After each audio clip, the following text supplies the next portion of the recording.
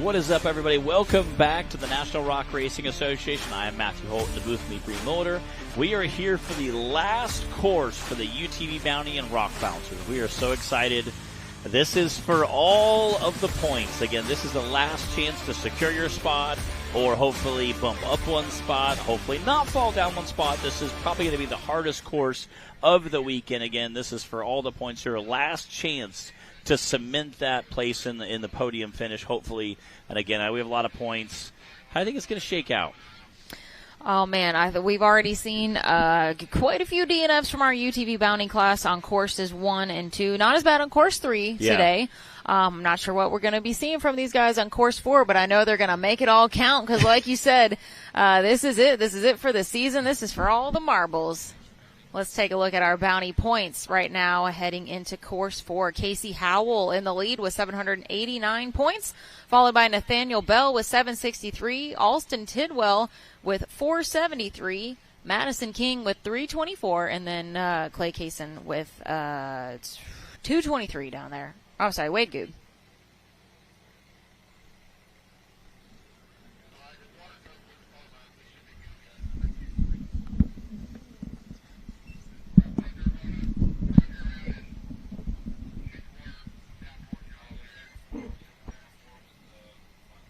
Looks like they're getting all of our UTV guys strapped in and pulled to the line.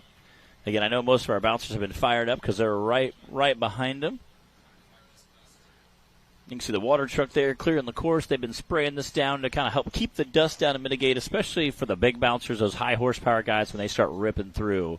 Having the dust down. Again, it's hard, especially when you're going uphill and downhill so much. If the wind picks up, carries that dust into your downhill, now you're going downhill and you can't really see, which on this course is not maybe the best.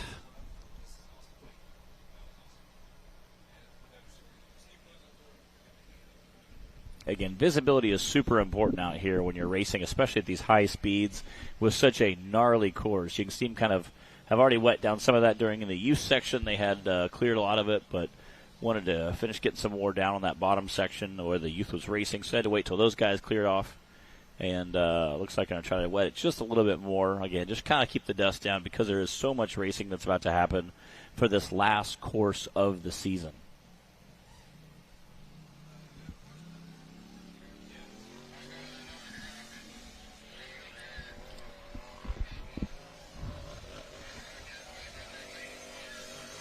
Again, you can see them kind of watering that course down as much as they can.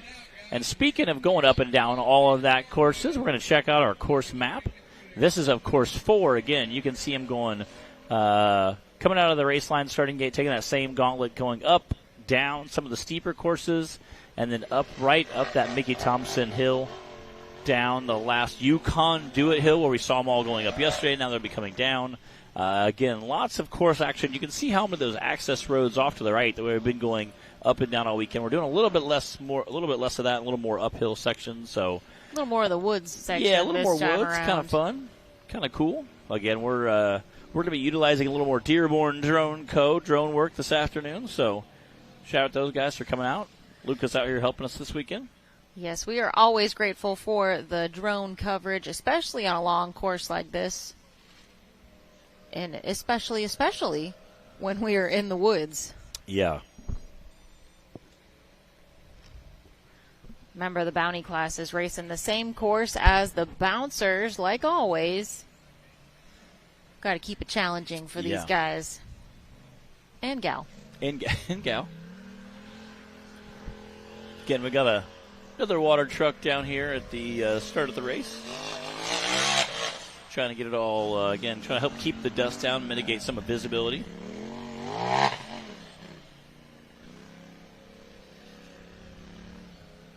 There you go. Appreciate them. And, again, trying to keep that dust down as much as possible once these big buckies with these huge big block motors start churning up that dust. It doesn't take long. We'll take all the help we can get. Yeah. All the water we can get. I know, it reminds me of the old days when we raced at Dirty Turtle. They actually had a track with sprinkler system installed in it, so that way you could go out and do some racing there. It was always a good time.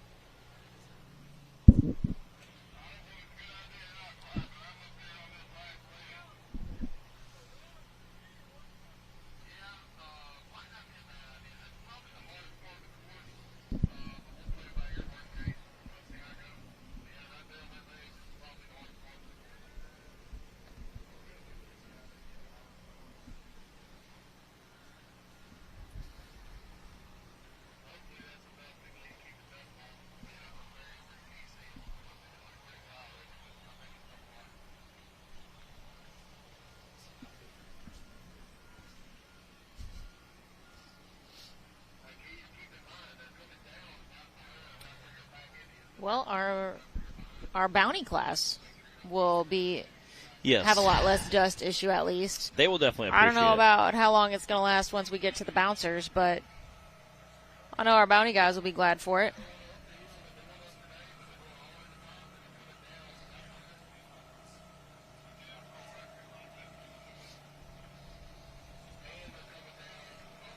Give you guys a little rundown from course 3 of the bounty class. Nathaniel Bell had the fastest time, followed by Casey Howell, Brady McCreath, and Alston Tidwell.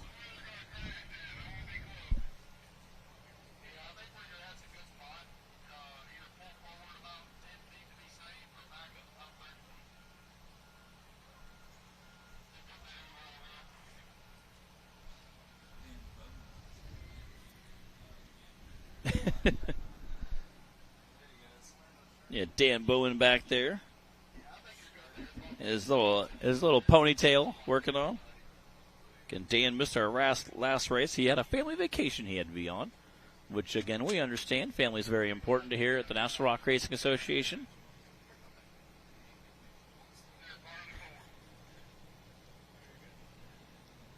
His fleet of vehicles he has sitting in the house, I'm sure we're missing being out racing with us, but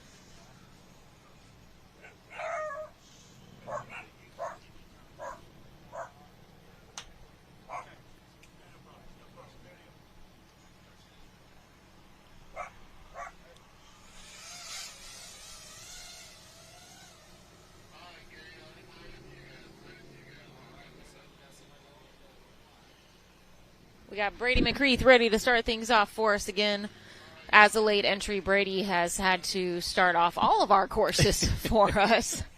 But at least this time he gets to enjoy the most dust-free run out here. I'm sure he will greatly appreciate that.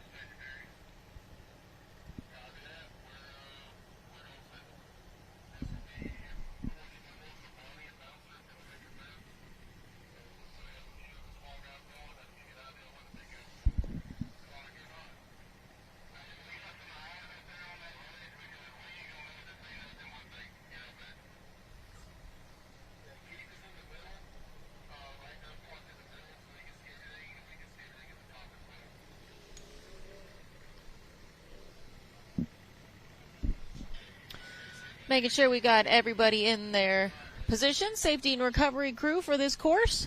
The clock is hot. We're sending Brady off the line.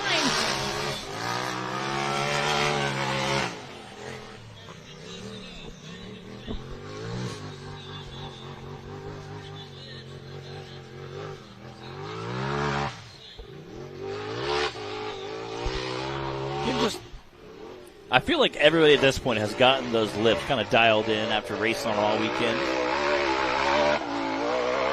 They've definitely had a lot of practice on them. It's true. Again, these rocks, however, have still caused some problems all weekend. Again, being that they're, get a little dust on there. They're already kind of slick rocks. Plus, there's some loose sections as well, so you can lose traction very easily. Oh, man. Popped out of gear. Oh, he was so close, too.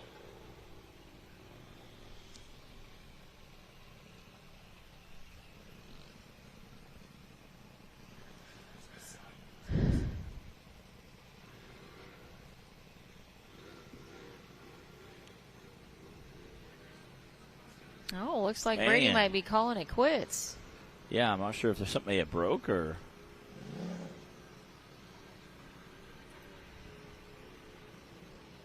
Again, this is course number 4, so this is the last chance to get points for the weekend. So unfortunately, that will wrap up his 2025 season.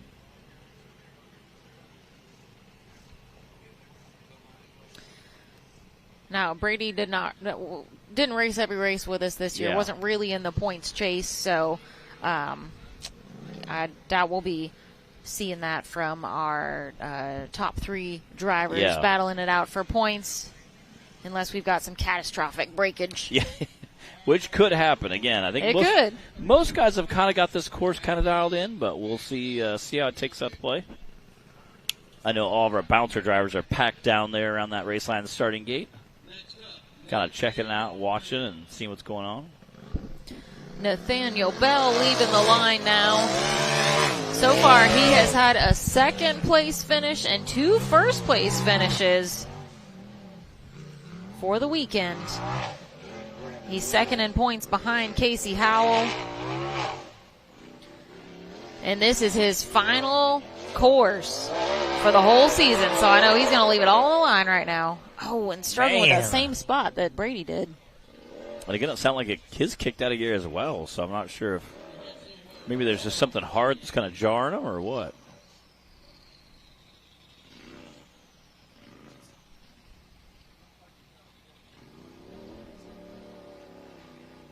Oh, there's the problem.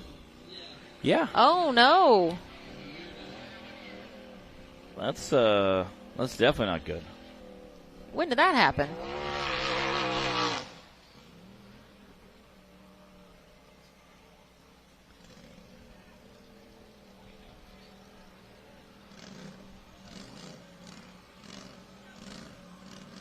This isn't looking good for course 4 for the bounty class so far. Yeah.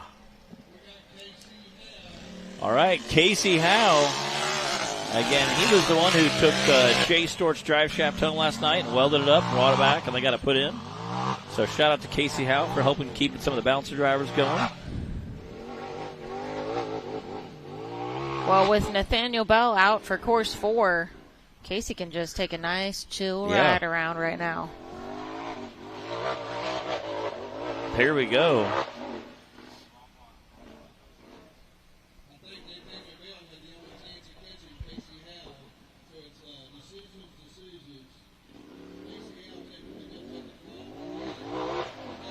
Again, I think you'll see some of these UTVs hug that far right line.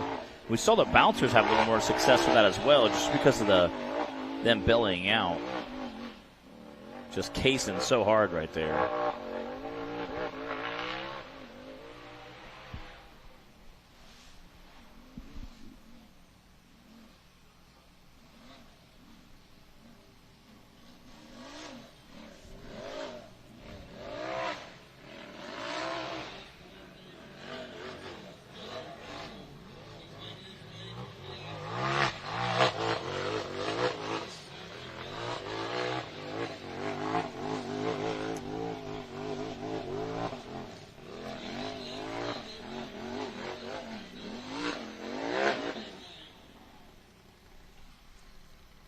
That is a big ledge. All right, Casey has made it to the most difficult obstacle of the course. Again, that is just gnarly for a UTV. When you see Keith post up in the middle of the course up there, you know that's where he's expecting some breakage to occur.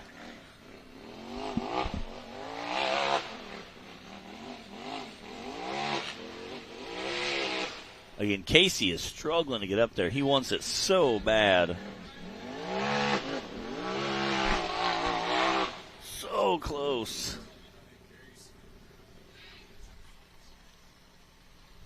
Obviously, Casey knows how to pilot this vehicle. He's first in points for the season.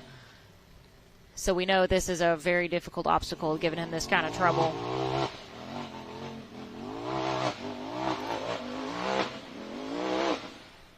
Man, it shows how big and gnarly that ledge really is.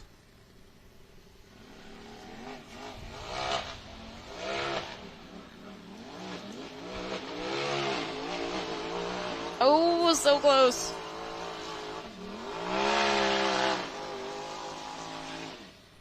man.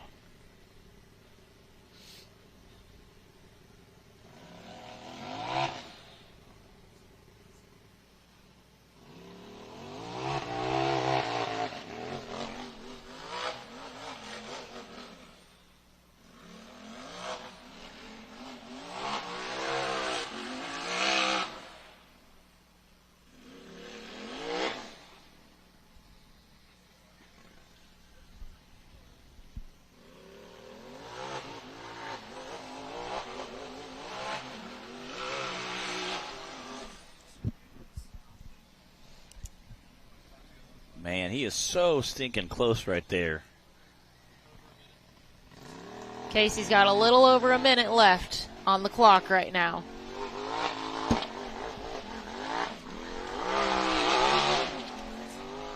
Nice. There we go.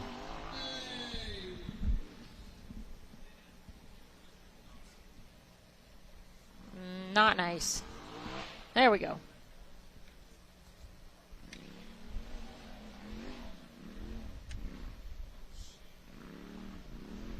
But wait, there's more. But wait, there's more.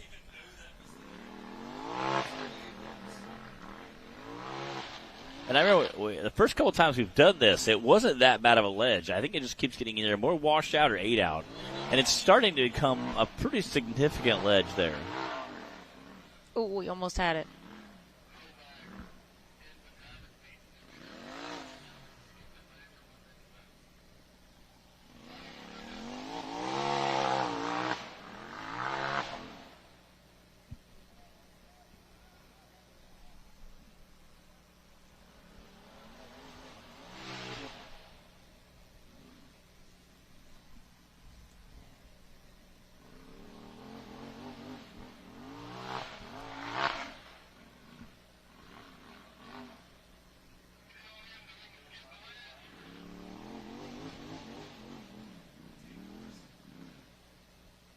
That is just so gnarly.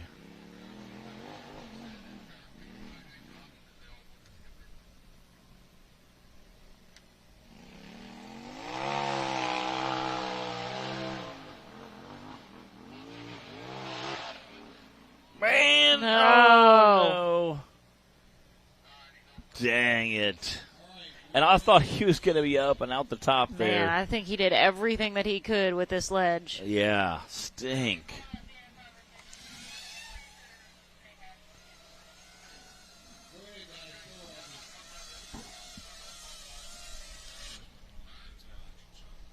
Man, we again had some great run there.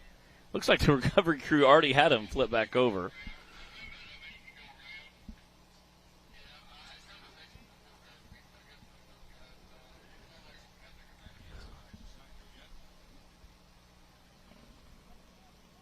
Let's check out our AMSOIL action shot.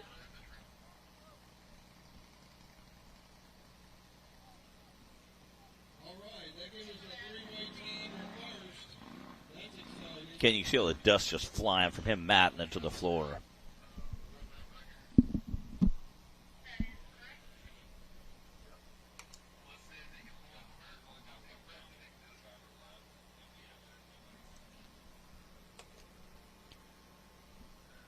We are down to one driver for Bounty Course 4. And that is Alston Tidwell.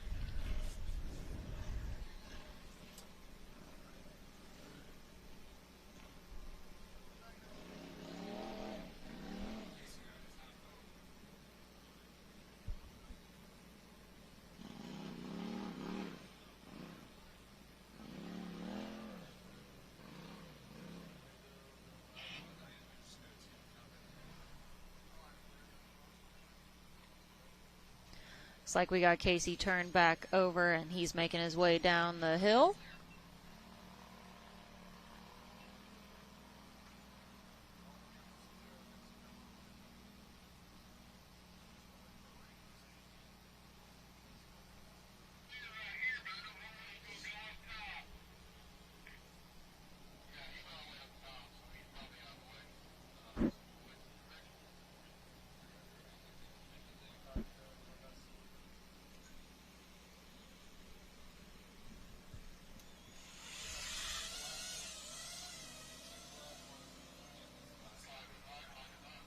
All right, this is our last bounty driver.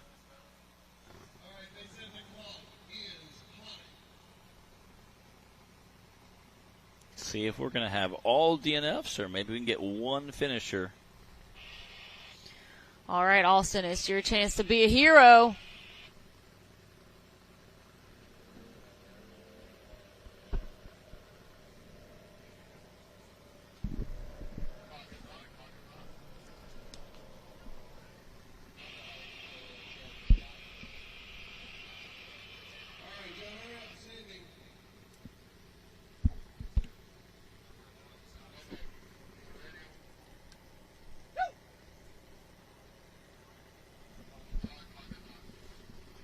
All right, clock is hot. Alston has done all kinds of racing this weekend in this vehicle. And this is the 8th course he was able to race it through. I mean, just to keep this thing going for 8 courses out here is just impressive. And I don't think he knows that he doesn't have to be hurrying around the course right now. Yeah, right now we've had the entire class DNF, so I'd say just trying to get a finish out of this would be very impressive.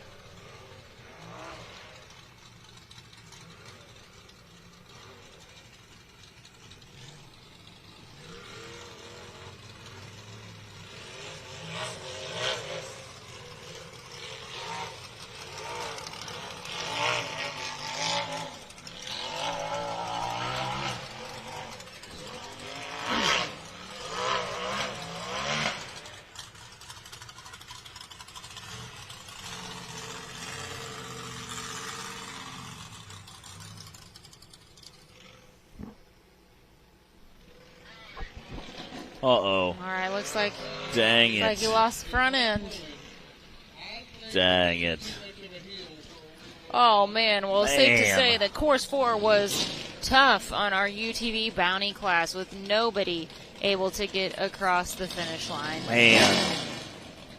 But that does go to show you how difficult this class is for our UTV drivers.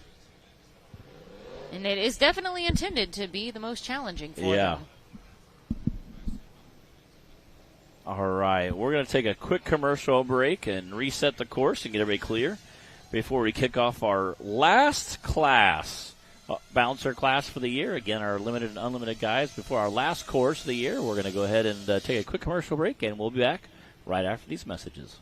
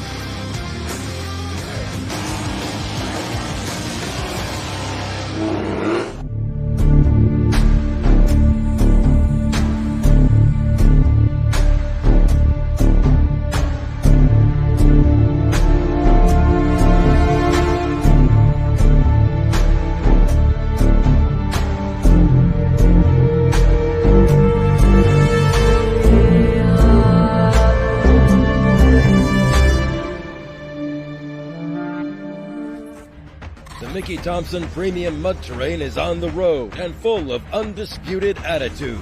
The Baja Boss MT. No compromises, ever. We are purpose-built tires for truck and Jeep enthusiasts everywhere. All mud tires are not created equal, and here's the proof. Powerply XD construction, asymmetrical tread design, extreme side biters, and more. Find your tire size today at MickeyThompsonTires.com. What you want? No matter where your ride takes you.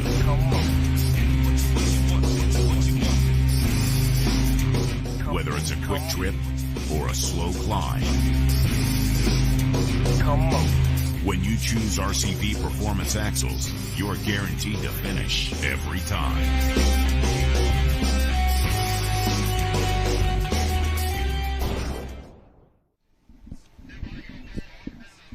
All right, welcome back. We're here for the last course of the National Rock Racing Association Unlimited and Limited Rock Bouncer course. This is for all the points. Again, today has been course 3 and course 4. This will cement where you're at for the season again and who our championship is. Right now, Nick Reich coming into the last course. Nick Reich sitting in first place. Wade Good sitting in second. Cooper Bentley sitting in third. Daniel Heckley sitting in fourth. Clint Garrison sitting in fifth. Then we've got Tim Bacon in 6th, Ethan Jones 7th, Brandon Davis 8th, Connor Flynn 9th, and Clay Kaysen in 10th. Let's head to the line and see who's going to be starting off our final course. Looks like we've got Clay Kaysen on the line.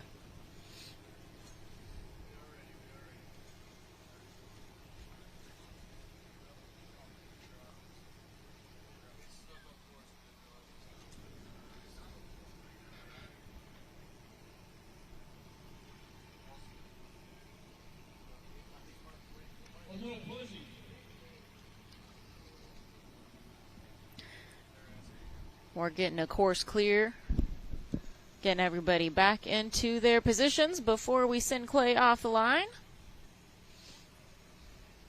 We got a handful of racers down here at the bottom of the course watching, waiting in anticipation.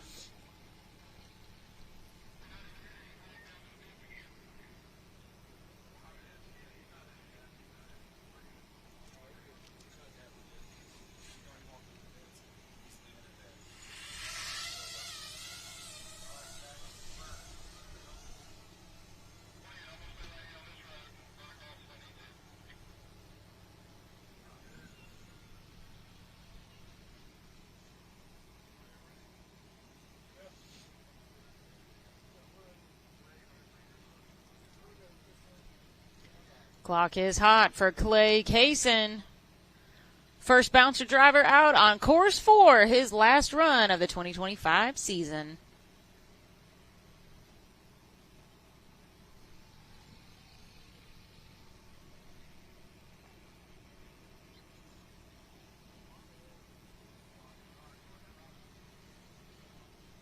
I think almost all of our bouncer drivers are standing down here at the bottom of the course, just waiting and watching to see how it goes.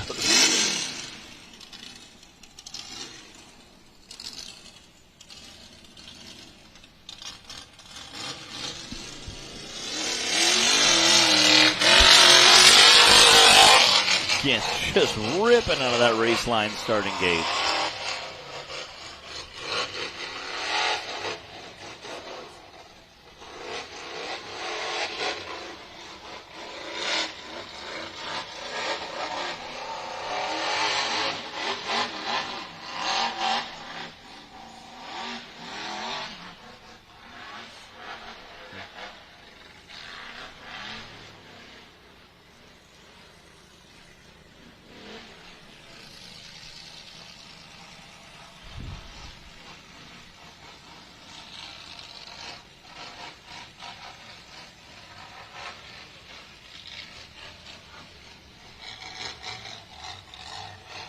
Ooh, again, coming downhill, turning, going right back uphill.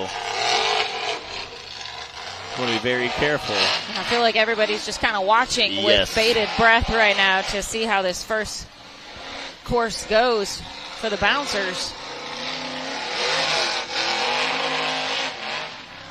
There we go. So far, so good for Clay.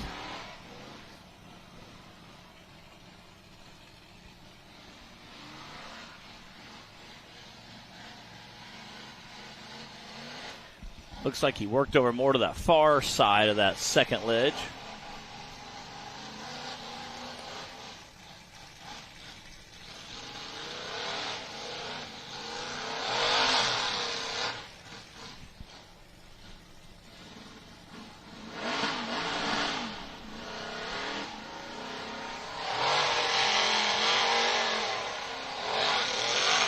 Man.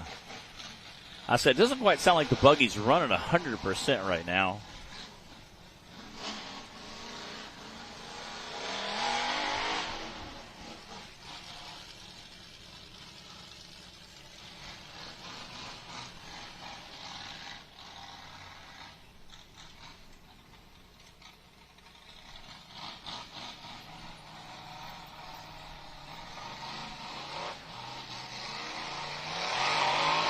Man, he is trying with everything he has to get up that second ledge.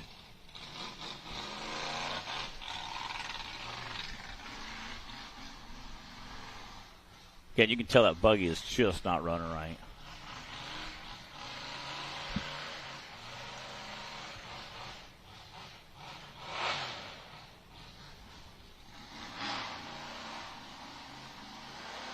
Yeah, so look. I think he's got it. Nice. I think he backed up and just neutral dropped it right there.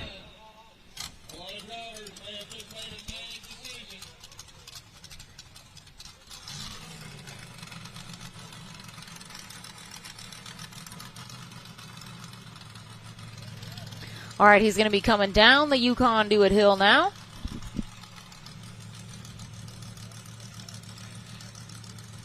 Oh, we got one flat tire, it looks like.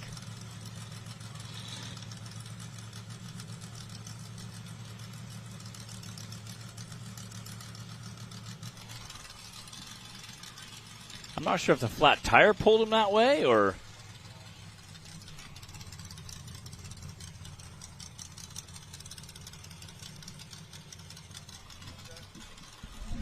I'm not sure if he crab walked that hill or the...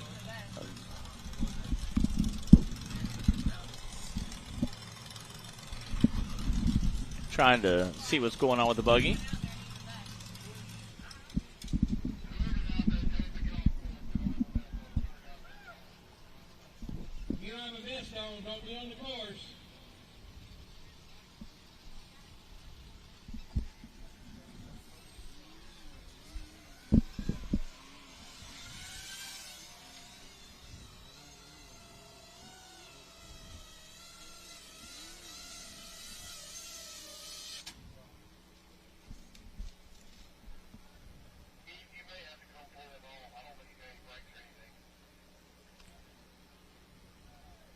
I said, it doesn't sound like they're going to get that buggy fired back up.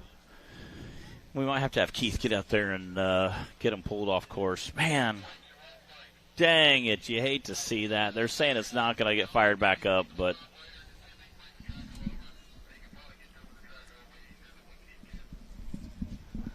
So it looks like he doesn't have the brakes and the buggy's not willing to start up. Yeah, they're going to sounds like they're calling for the backhoe to come over here and get it fired up. Or the excavator, I mean. Well, that is unfortunate after he made it up the most difficult part of the course. And we do have our first DNF for course 4 of the bouncer class. Well, we'll get the excavator over here and get him picked up and get him off course. And why we bring that excavator over and get him hauled off course, we're going to take a quick commercial break. Give us a minute, and we'll get the course clear. Come back with more racing action from Course 4, the last course of the 2025 season here at the National Rock Racing Association. It's been a wonderful day with some amazing weather here at Wildcat Off-Road Park, and we appreciate you guys tuning in with us.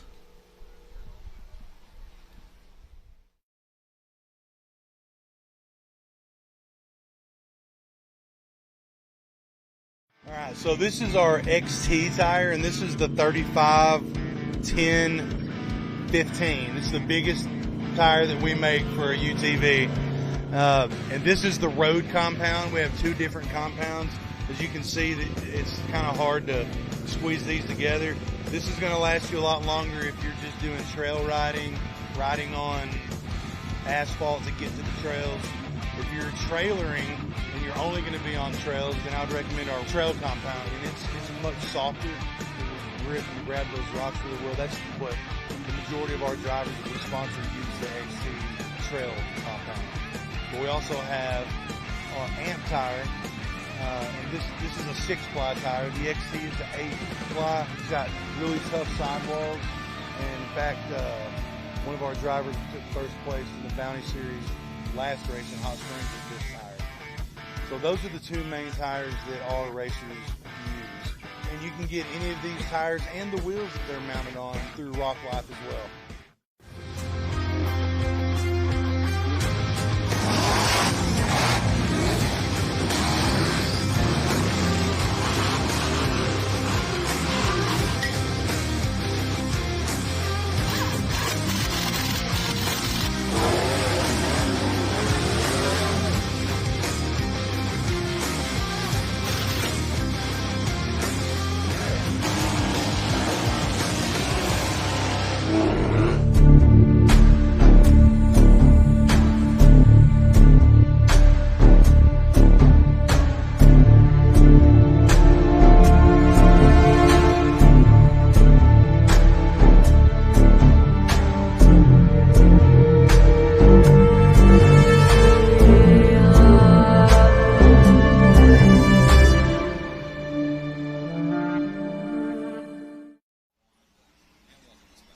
Welcome back, guys. We are still working on this recovery here. Probably going to take a couple minutes, so we're going to send you guys to check out this feature from Power Sports World and some of their awesome content, and then we will be right back to continue the racing action.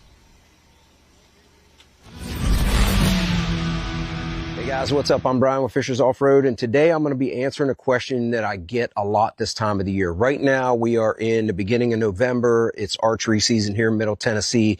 The rut is about to pop off, and I get a question every year that goes something like this.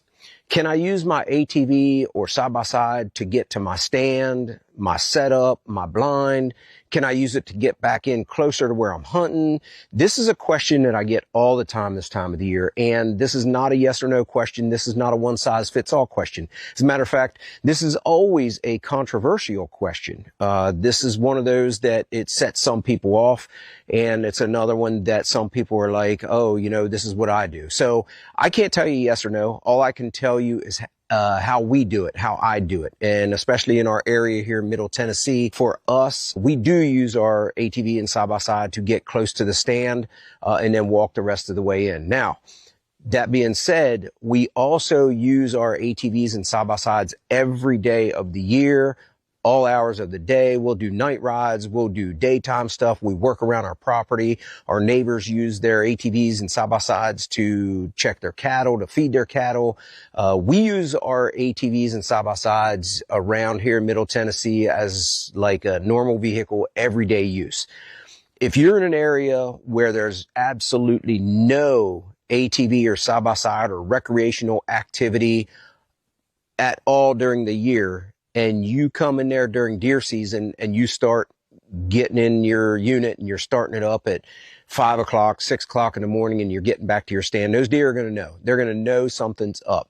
So if you have an area, especially a public area, like if you're using it on public property, something like a wildlife management area that you can use an ATV or side-by-side on, you got to be really careful with that because that can also trigger some emotions from other guys or gals that may not use a vehicle to get back into where they're going. Our property borders 2,000 acres of wildlife management area here in Middle Tennessee, and there's a road that goes around the outside of the property. Now, during hunting season, you can use that road. So I hear people driving on it when I'm up in my stand hunting, and actually it's a good thing for me because a lot of times they'll push deer back over to our side, and we capitalize on that opportunity.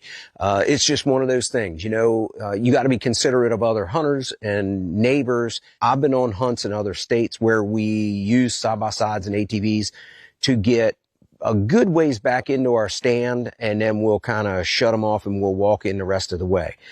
I've even actually been on a hunt where I had a side-by-side parked literally 100 yards away, and there was more deer over by that side-by-side walking by in that area than there were in my area. So you just never know. You know, it's like I said, it's not a one-size-fits-all, but you just got to be courteous of other hunters and think about the area you're going into. How loud is your side-by-side? You know, it all comes down to the noise level. You know, sometimes I've even heard people playing their radio in a unit while they're going back to a stand or getting back to an area. So I would not recommend that. I would keep it as chill and low profile as possible. I've been on hunts already with outfitters where we did not use any ATVs or side-by-sides. They just didn't believe in it. They didn't like it. But they would use their pickup trucks to get us back in pretty far and then drop us off. But that's also what they did every day. So you just got to remember, whatever the daily routine is, whether it's a pickup truck, an ATV, a side-by-side. And I also notice now a lot of guys are starting to use the e-bikes to get back into where they're going hunting, which is a different subject and topic and discussion all its own, because I have a video I'm getting ready to put out now on e-bikes, and you might want to check your local public hunting areas, because like we have, like I said, the Tennessee Wildlife Management Area that's literally behind our property. There are some regulations on e-bikes, which I never thought there would be, but I'm going to do another video on that, so stay tuned for that video, because that just kind of blew my mind on what you can and can't do with e-bikes on a public hunting area. So the bottom line is just be courteous to other hunters, and the situation may or may not allow you to use an ATV or side-by-side to get back to your stand.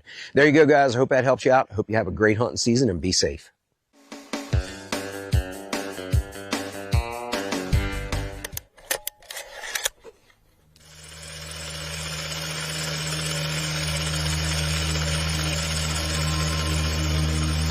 In the midst of the 1920s, a group of passionate motorcyclists came together.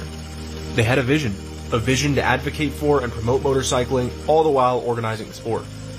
By 1924, the AMA was born, becoming a revolutionary force for the love of riding. From the rumble of early classics echoing across the board track to the slick speed demons of today, the AMA has been the heartbeat of motorcycling since its founding in 1924. Little did they know, their shared vision and decades of combined effort would change the landscape of motorcycle riding forever. Over the last century, we've witnessed the evolution of the motorcycle industry.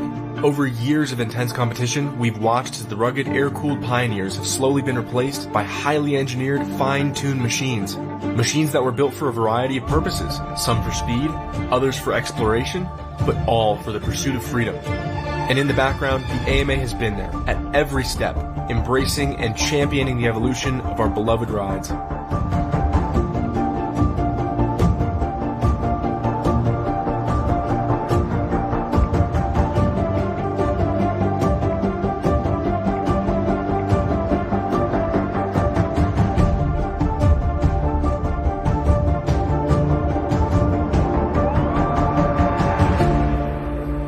But with the AMA, we're more than just chrome and horsepower.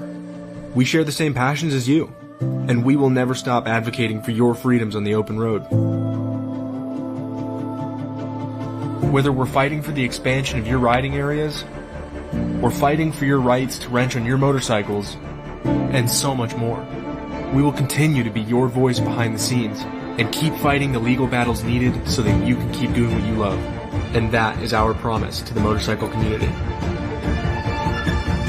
Because after all, it's never really been about us. It's been about you. We owe it all to our charter clubs and our members, whose grassroots and charitable efforts continue the AMA's mission. As we fast forward 100 years of motorcycle history, there's one thing that stands out the most: the vibrant, diverse, and passionate motorcycle community that's developed around the sport.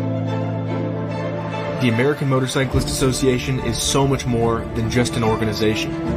It's a family of riders connected by the exhilaration of two wheels and the places that they'll take us.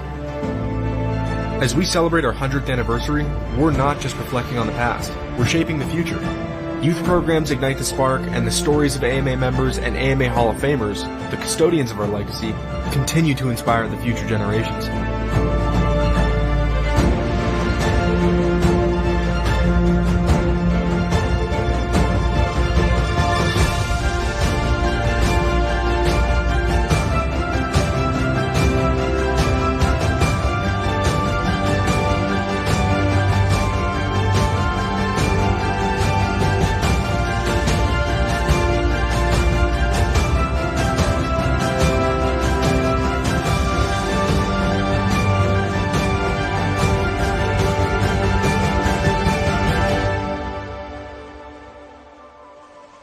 Here's to a century of endless rides, to the freedom felt in every twist of the handlebar, and to the community that defines us.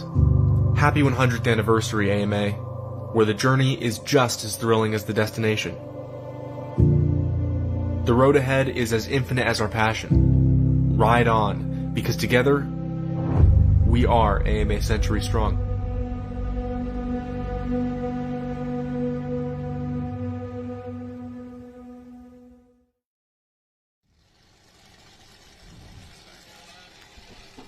All right, welcome back. Here we have Jay Stortz and his new Fortitude buggy sitting in that race line starting gate. Looks like we have a course clear. All our safety personnel are back in their line, getting ready, and it looks like we're about to have some racing. Again, this is course number 4, the last course of the season.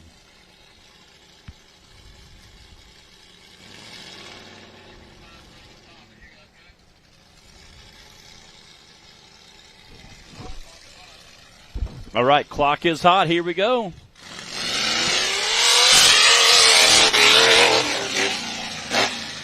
Again, Jay Stortz broke a drive shaft yesterday on course 2.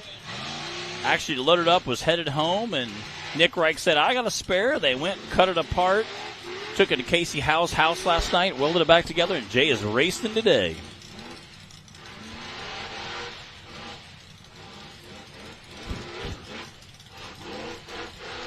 Come on, get up there. So close. Again, kind of bellying out a little bit. We've seen that from several side-by-sides as well as the bouncers.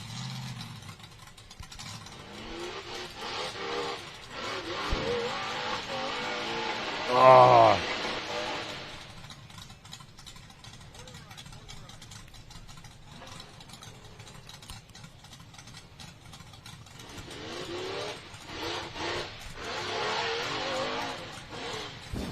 Nice.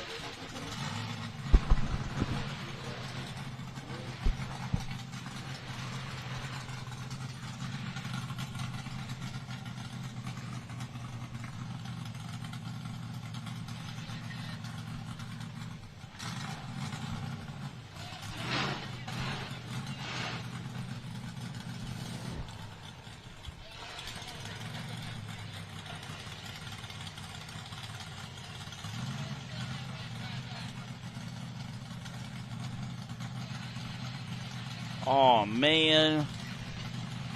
Looks like we got a rear drive shaft broken again. Oh, Dang man. It. Again? Yeah. These guys are hard on parts. We heard Keith say there was a lot of clunking going on back there, and it looks like it did let go.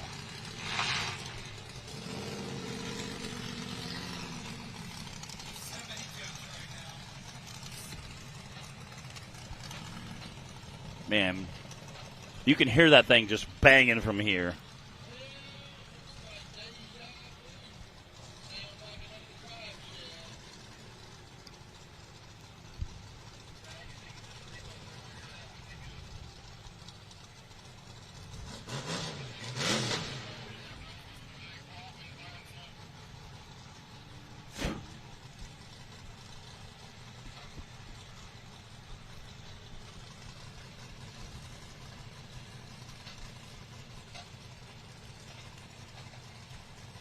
I broke a drive shaft once at Dirty Turtle, and Danny Smith climbed in the vehicle and just held it up and just held it with his hand as I drove.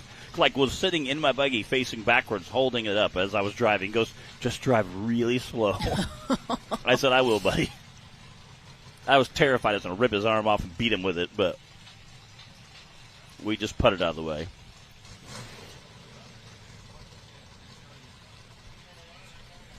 Again, you can see a bunch of our unlimited bouncer drivers there hanging out, watching the course down at the bottom. Kind of give a better viewpoint, kind of doing a little R&D. Brandon Davis down there. Looks like Kenneth Cozine as well.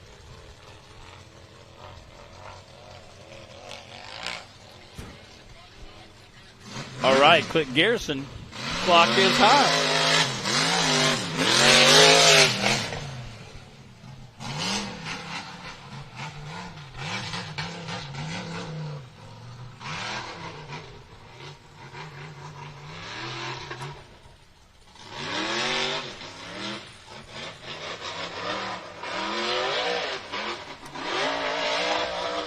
Man.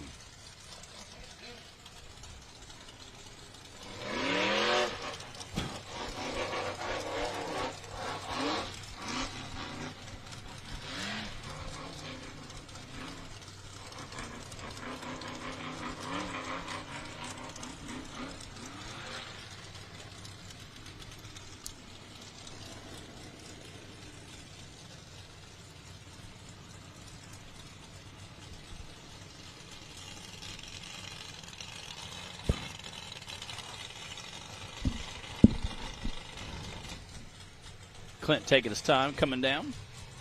Again, just trying to get a finish out of it at this point.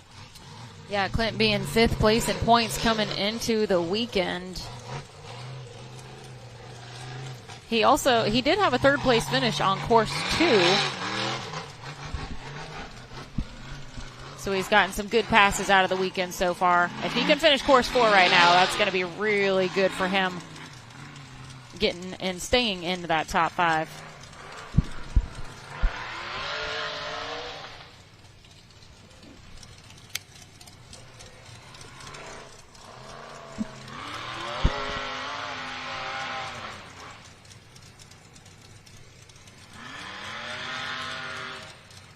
Again, they are definitely working this hill today.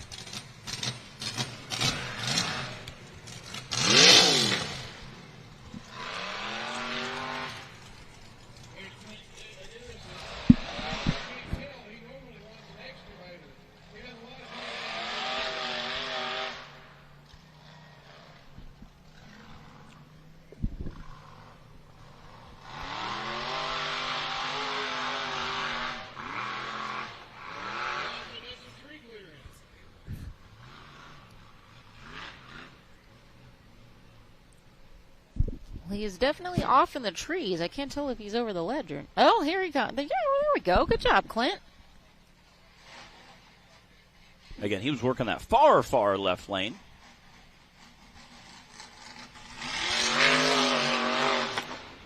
All right. We have our first finisher. That's a 164.348 for Mr. Clint Garrison, wrapping up his season. I was starting to get a little worried there for a minute. Me too.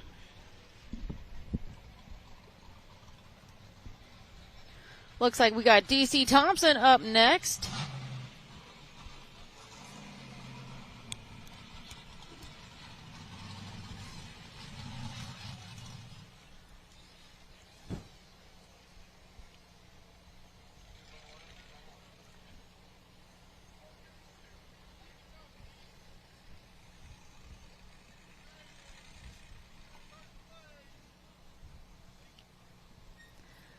It looks like DC might be getting some last-minute pointers on where the course goes from Justin, which is probably for the best because DC has a little bit of a habit of getting lost on course.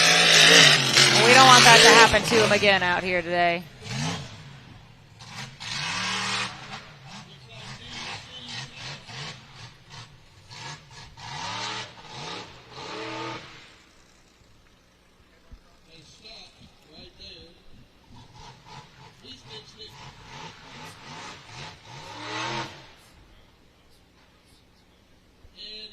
Oh, man, struggling to keep this thing running.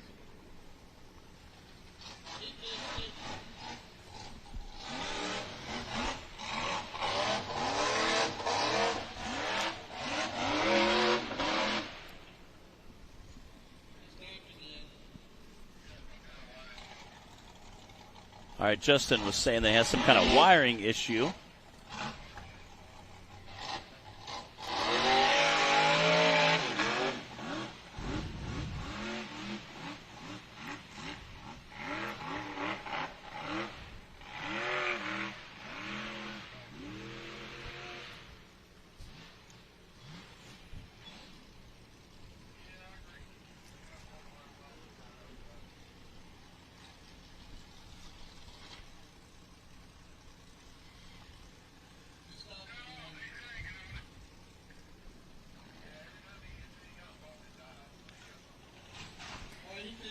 This is going to be a long attempt at this course if the buggy's going to cut off every time it hits a bump.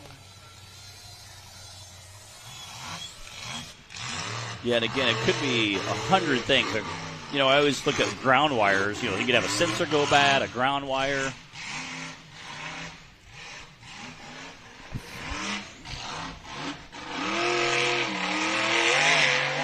There we go.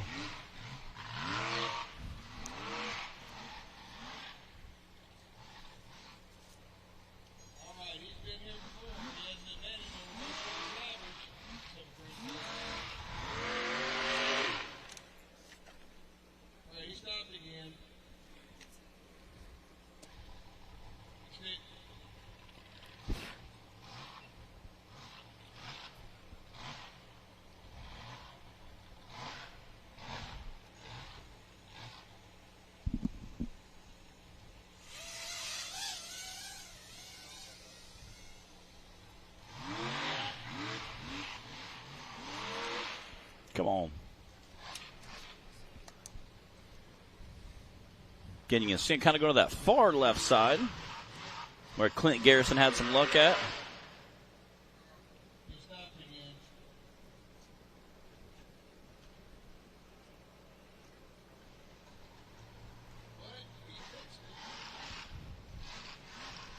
Again, I'm not sure what his electrical issue is, but man, that's got to be frustrating inside that buggy.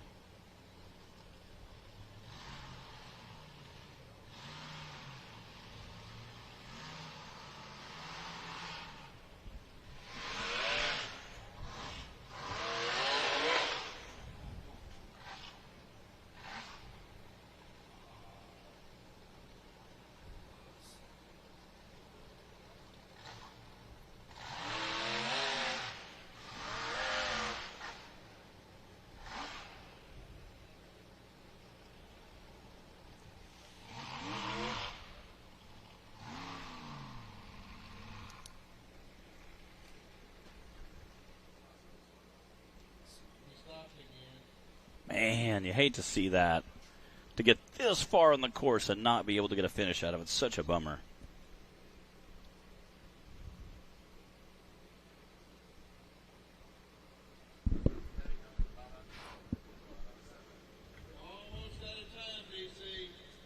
And again, we do have a 5-minute time limit here this weekend. He's kind of approaching that.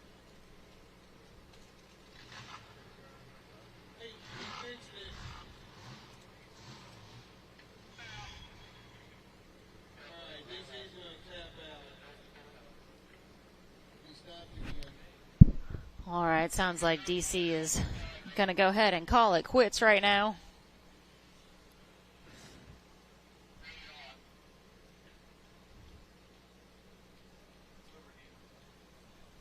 Dang it.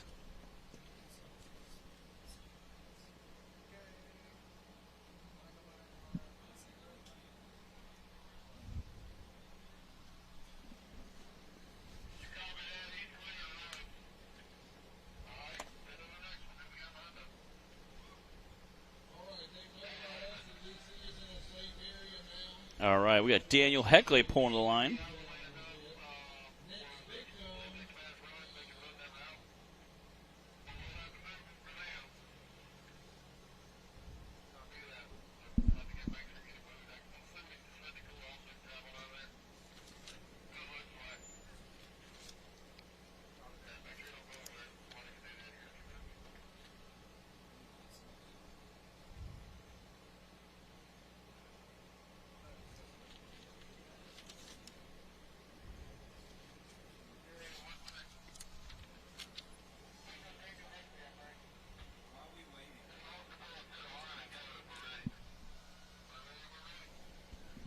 All right, we've got Daniel Heckley coming up to the line next.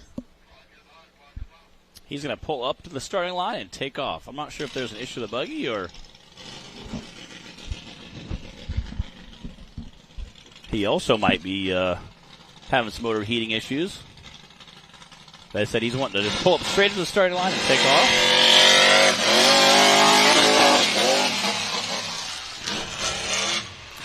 After coming out with a third-place finish on course 1, he did unfortunately have a DNF yesterday after breaking a drive shaft. So we'll get it back together last night and pull off a pretty decent run on course 3.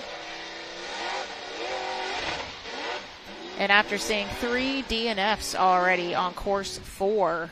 Yeah. Hopefully it's not getting in Daniel's head.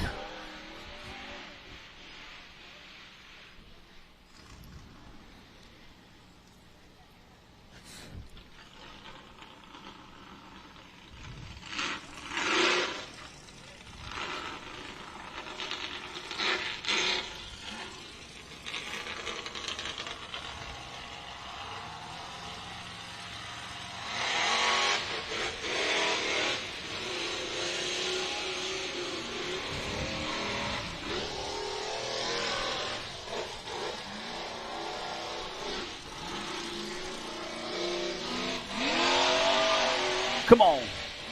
There we go. Just needs to clear that second ledge.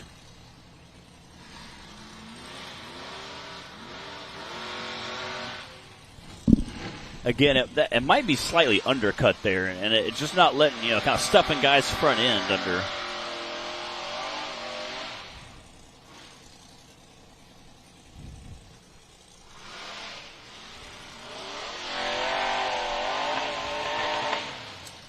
Man, he is letting that buggy eat.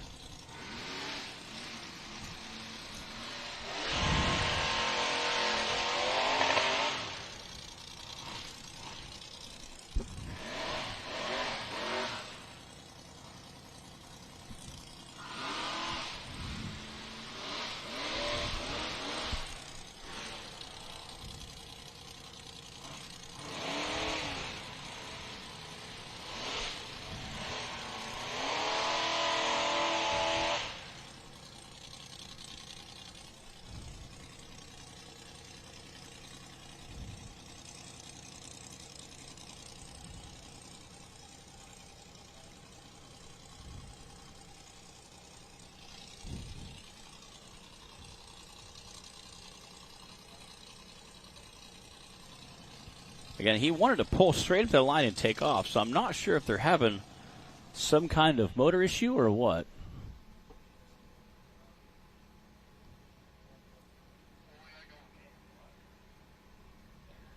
We got Keith on the scene checking things out for us. Doesn't sound like it's wanting to start. Again, there's 4 or 5 recovery guys. It looks like Bub Meadows up there doing some photography. Well, nobody has touched it yet, so not sure if Daniel can get it running again.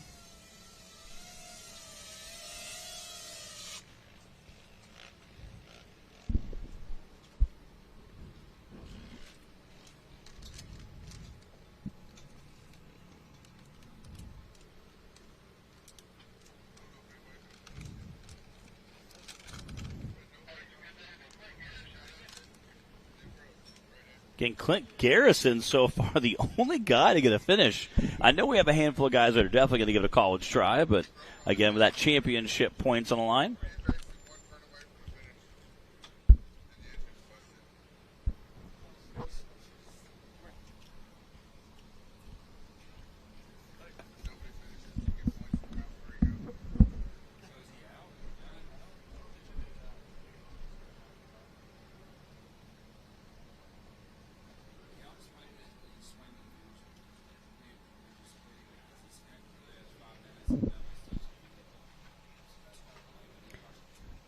So we're waiting and watching right now because technically Daniel's got 5 minutes. I'm not sure how much he has left, but it's a 5-minute limit on the course today, and nobody has touched the vehicle yet.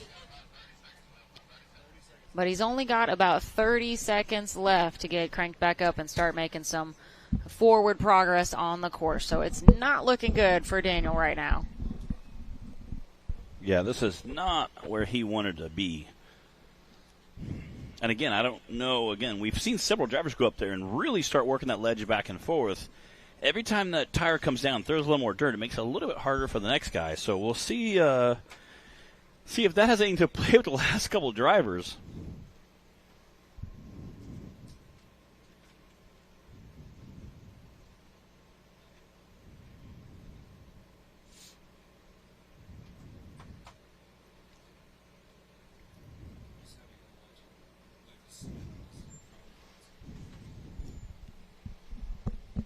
Again, this is not where he wanted to be, especially for the season points, but unfortunately, sometimes that's just how the cookie crumbles.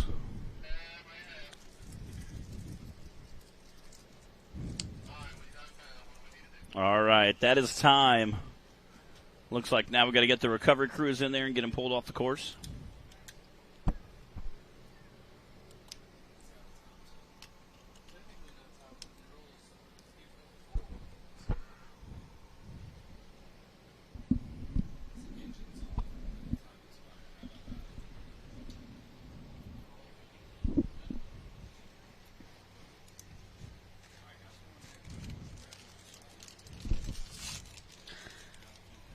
Okay, folks, it is official. Daniel's a DNF. We are going to take a quick commercial break while we let him get assisted with recovery, and then we'll be back right after this.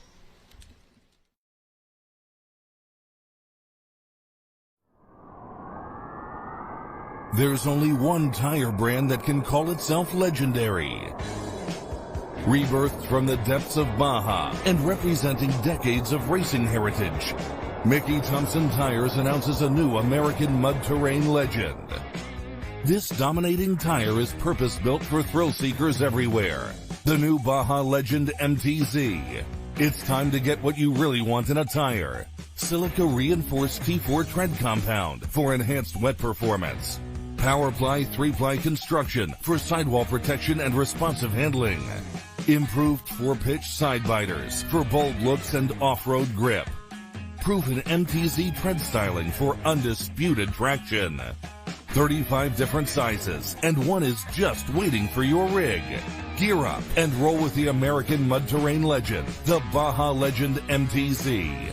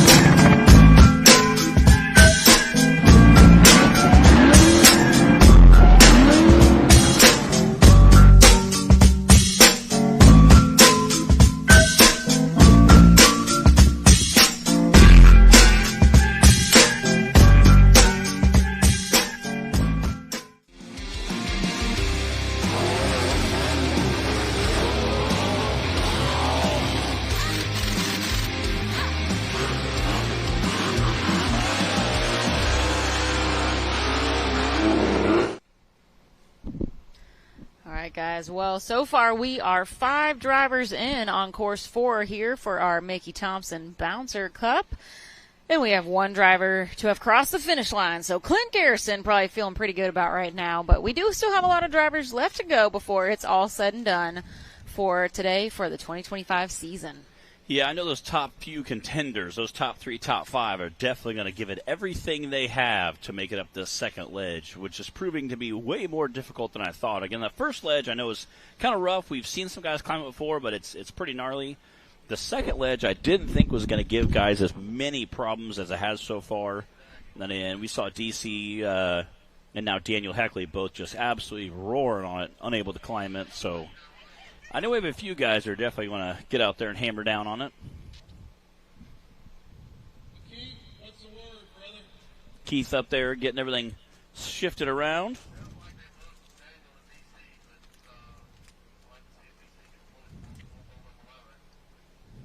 It sounds like they've hooked Daniel to DC's buggy to see if DC can pull Daniel out of there.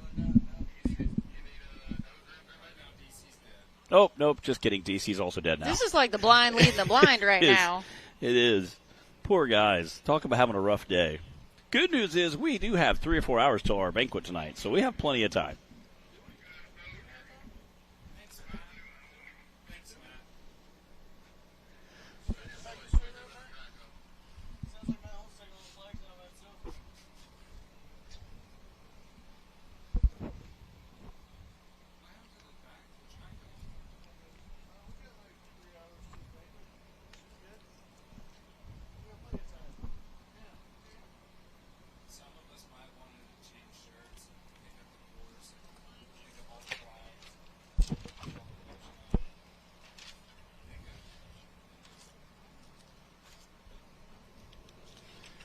Yeah, well, sometimes this is how the cookie crumbles during racing.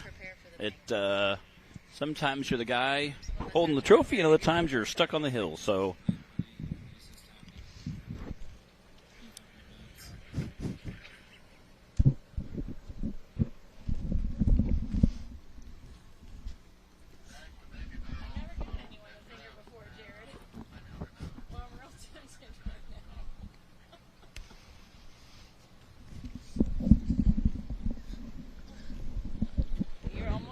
recipient.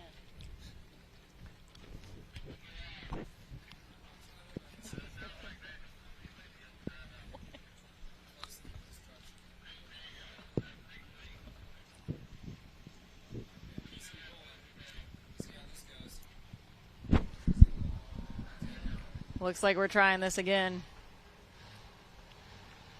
If at first you don't succeed, go get the track hoe, but, or you could try again. Yes, or try again, yes.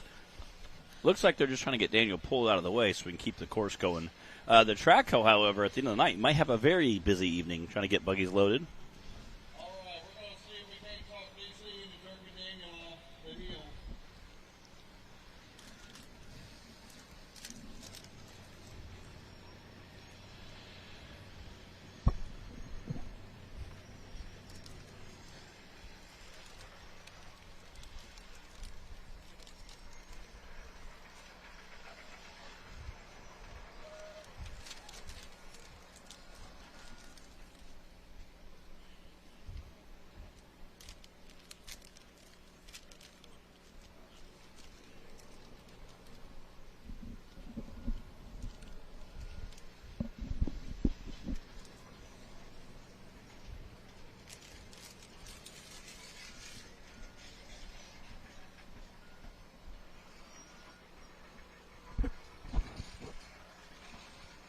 All right. I hear the excavator moving. Looks like he's going to head up and see if he can't go make some headway.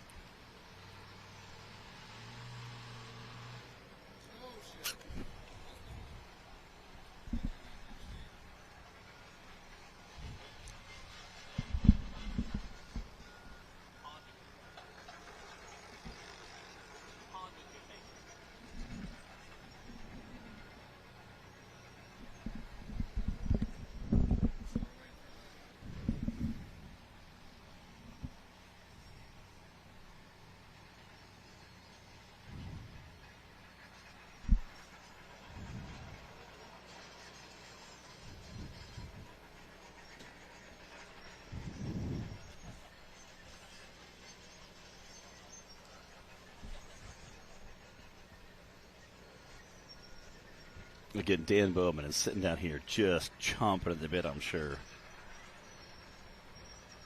And he's a guy, he's also going to send it just for fun, I promise you.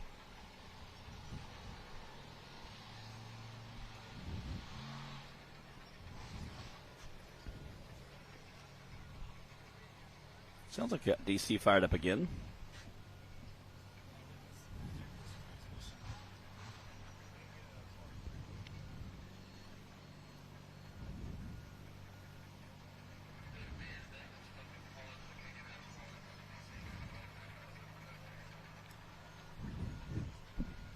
Well, it looks like they can't get Hellbent out of park right now. That's not Which good. is not conducive to DC trying to pull them off the course.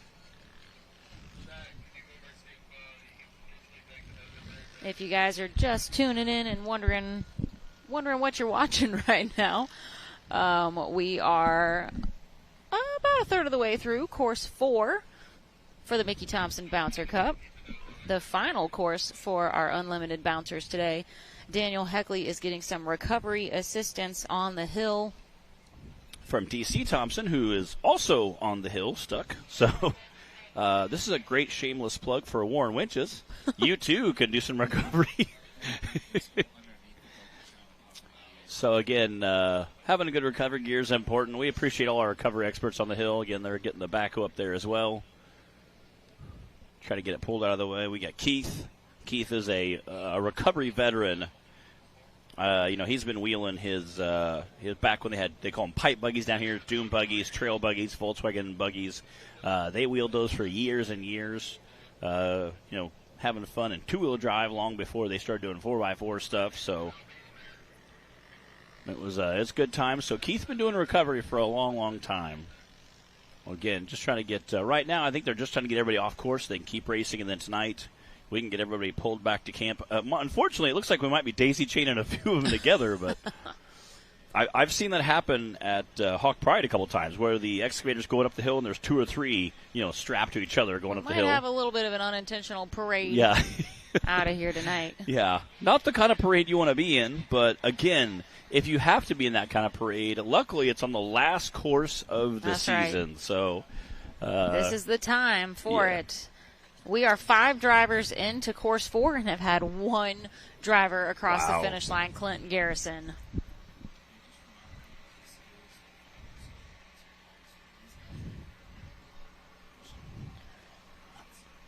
Like you said, Matt, with this being finals and it's the last day, it's the last course of the 2025 season right now. So these guys are just going full tilt, not holding back at all. There's no more conserving, no more need to save the buggy.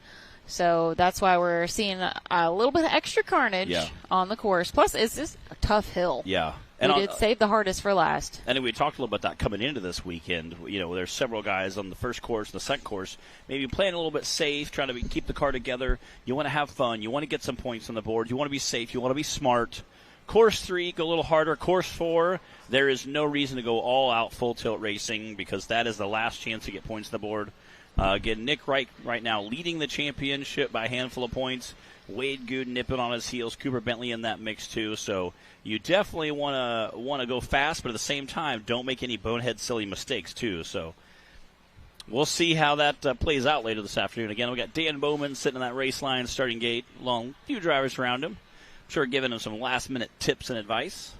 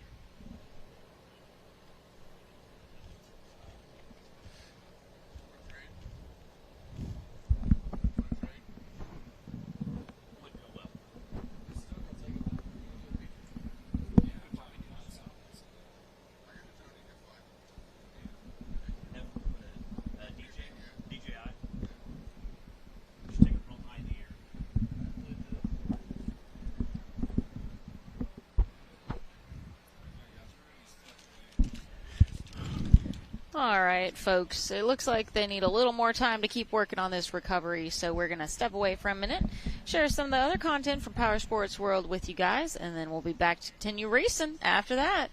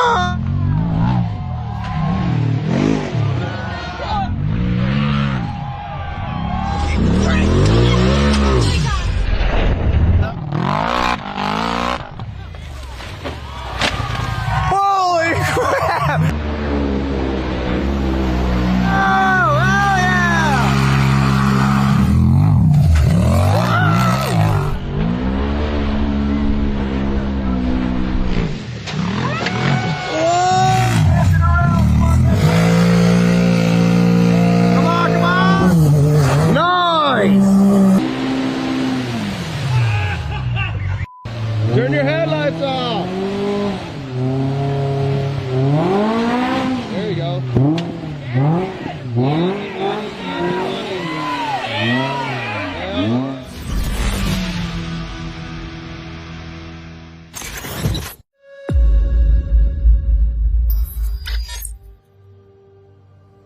There is this extraordinarily unpredictable beauty to backcountry riding. And I think that's what I love so much about BDR is that they give you a ticket to experience that. In our own personal lives, I think that we're able to exact a certain degree of control over the outcome of our own destinies. But backcountry riding involves venturing into the unknown, and you have to relinquish this idea that you're in control of the natural world around you. Riding a BDR comes with perspective-altering experiences of extreme beauty and challenges along the way.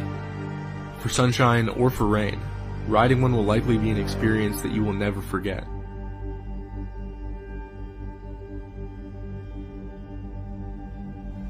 This year I rode the Idaho BDR, and during my time on that route, the weather seemed to be a humbling adversary. With lightning and rain in the south and smoke and fire in the north, it was a tough route to navigate. But behind each challenge was a life lesson and an accomplishment that I can carry with me for the rest of my life. After spending 14 days exploring the backcountry and living off of MREs and fighting off mosquitoes, I've since come home to my normal life. And I miss the unpredictable nature of my day-to-day experiences. I miss the wanderlust freedom that I got from being out there. And I'm already in the process of planning my next route. There's a whole world that begins where the pavement ends, and BDR has given us the maps to go and see it.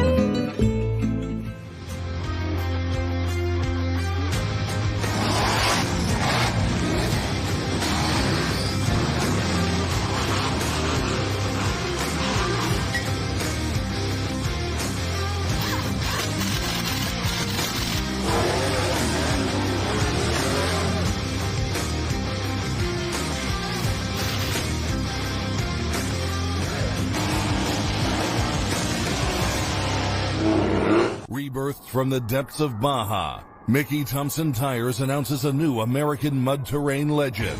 The new Baja Legend MTZ. Silica-reinforced T4 tread compound. Powerply 3-ply construction. Improved 4-pitch side biters. Proven MTZ tread styling for undisputed traction. 35 different sizes, and one is just waiting for your rig. The Baja Legend MTZ.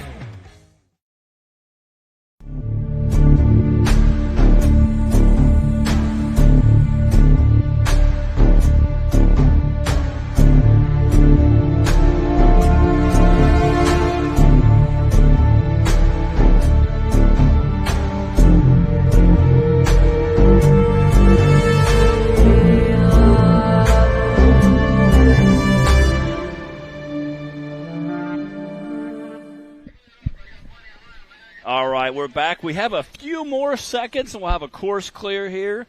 They got the dozer up there and kind of just daisy-chained everybody together, got a drug out of the way. However, I don't think the dozer's going to go too far because we have a few more guys to go, and who knows what's going to happen with the rest of this field. We have quite a few still to go. About 2/3 of our list of drivers here for Course 4 so far. Clint Garrison, the only one to complete the course. All right. Dan Bowman is out there now, going to give it his best shot in Tyrant. That Reclaim Racing team out here this weekend. We're going to find out just how durable this rock bouncer is.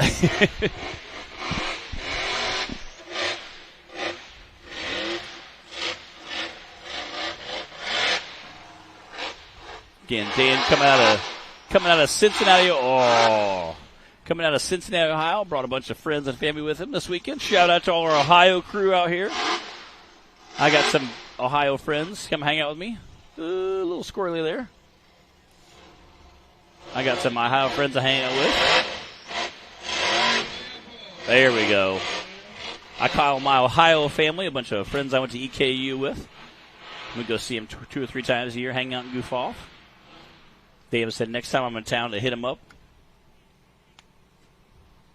He just got some new property he's going to do a little playing on, set up some jumps and stuff to test and tune his bouncers with. Said he's pretty excited. Might be seeing a whole new driver come 2026, huh? A little practicing in the off season. Yeah, I think Dan's a heck of a wheelman. And we've seen him do some pretty aerobatic things with a rock bouncer.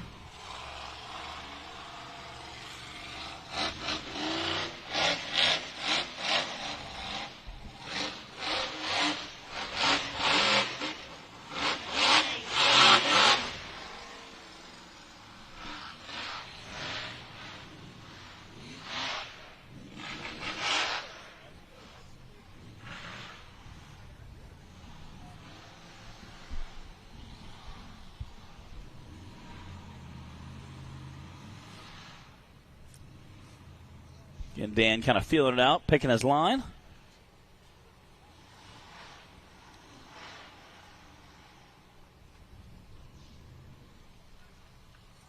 Again, at this point, you're just trying to come up with a game plan up there. Again, what these guys walked the course with this morning and what they're seeing now is definitely not the same type of terrain.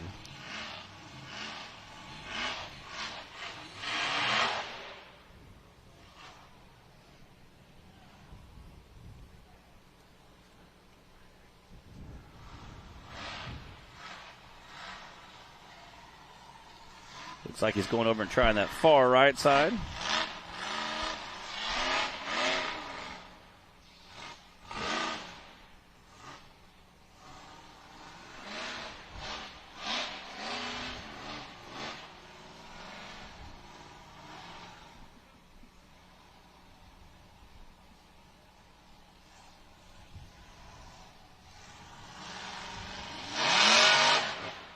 There we go. Able to climb out the top. Again, get up there, just romp down with some good old-fashioned horsepower. Luckily, he had someone spotting at the top of the hill pointed the turnout to him. Yeah. Daniel Heckley. Was that Daniel That up is there? awesome. Daniel Heckley up there helping it out. Well, there we go. All right, we got another one across the finish line. Awesome.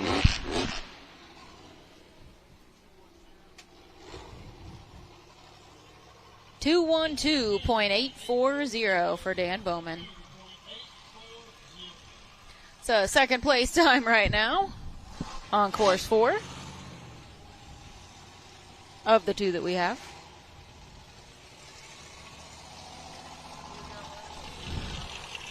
Well, we've got Nick Reich coming up to the line. Nick is defending that first place position for the season.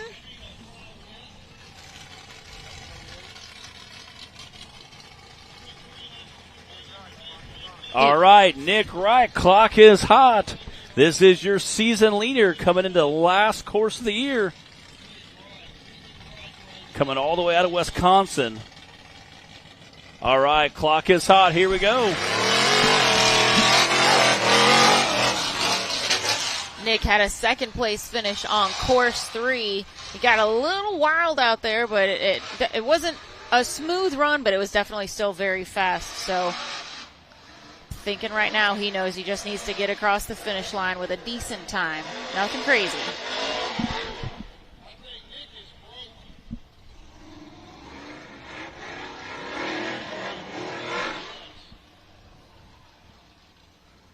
That's not good.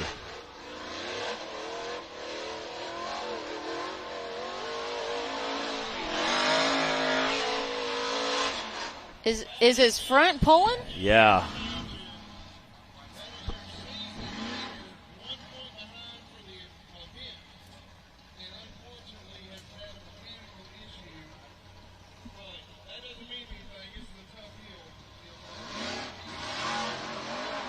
Come on, get up there. Again, if he does have a broken axle, I do not think he's going to be able to finish this course. Although we have seen Jake Pike do a course in two-wheel drive before. This is true. Being that it was a lighter chassis, having that extra power may be enough to bump him over. We'll see here in a minute. We know he's definitely going to give it every bit of chance He'll give it 5 minutes worth of try, I That's promise right. you.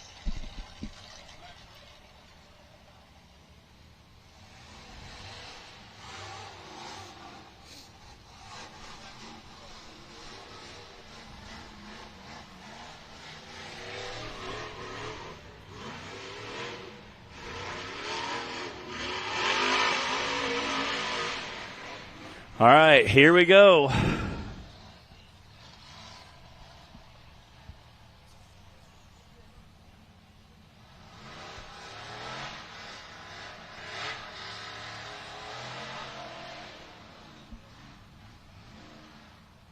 Again, you see him kind of whipping that back end around, just trying to get a line that he thinks is usable.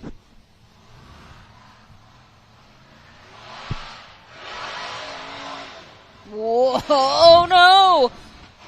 He's over. See if he can put it back on. And All fours, there he goes! saved Heck it. yeah! He Woo! does. Heck of a job driving by Nick Reich.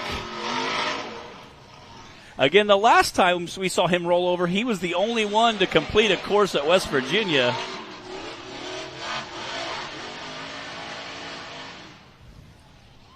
I have a feeling he is all out racing now. Well, we've seen him pull off some pretty crazy things before, like you said, at West Virginia. Man, I want to see that again from him right now. Yeah.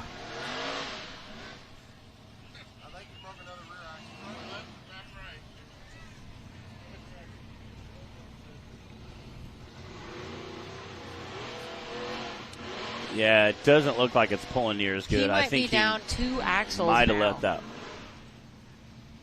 Last night he replaced the left rear axle, so it may have broke again.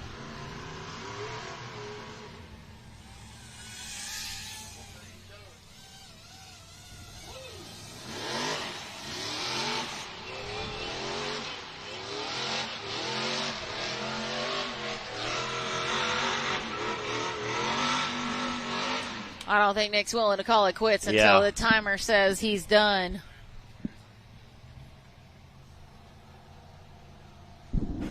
How much time does he have? Dang all it. right, that's it. Oh, man, I know we all hate to see that for Nick Reich. But what a run. What a save, Dang too. it. Highlight reel for sure. And for now, we've got our AMSOIL action shot to share with you guys.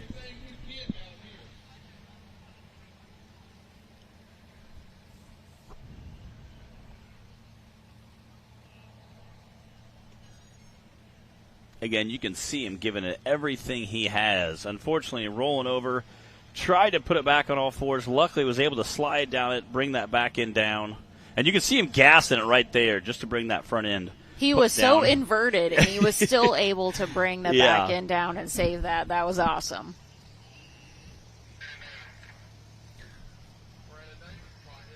All right, we got Brandon Davis in his brand new UFO car out there. He's going to try to come out and take a shot at this course.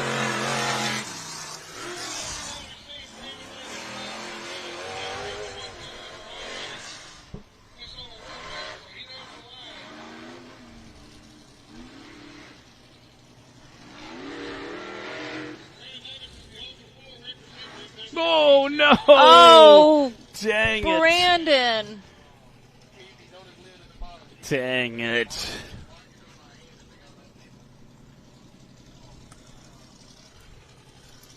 Man, you hate to see that happen. Again, we've seen that happen in several UTVs this weekend.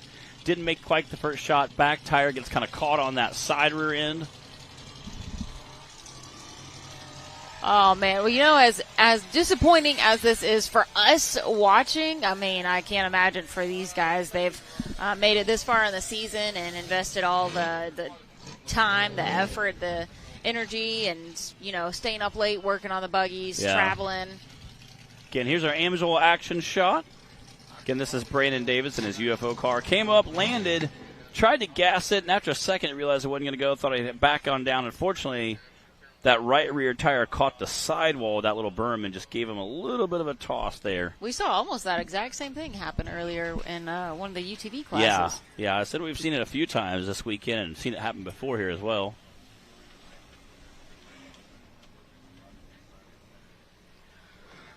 Oh, some tough breaks for our drivers right now. But, like we say, Matt, anything can happen when you're racing and you're pushing the envelope. Yeah.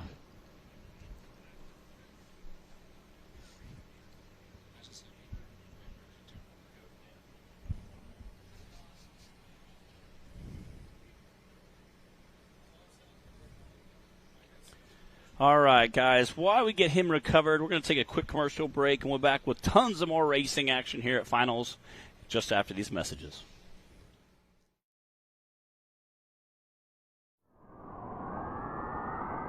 There's only one tire brand that can call itself legendary. Rebirthed from the depths of Baja and representing decades of racing heritage, Mickey Thompson Tires announces a new American mud terrain legend. This dominating tire is purpose-built for thrill seekers everywhere. The new Baja Legend MTZ. It's time to get what you really want in a tire. Silica reinforced T4 tread compound for enhanced wet performance. PowerPly 3-ply construction for sidewall protection and responsive handling. Improved 4-pitch side biters for bold looks and off-road grip. Proven MTZ tread styling for undisputed traction. 35 different sizes, and one is just waiting for your rig. Gear up and roll with the American mud terrain legend, the Baja Legend MTZ.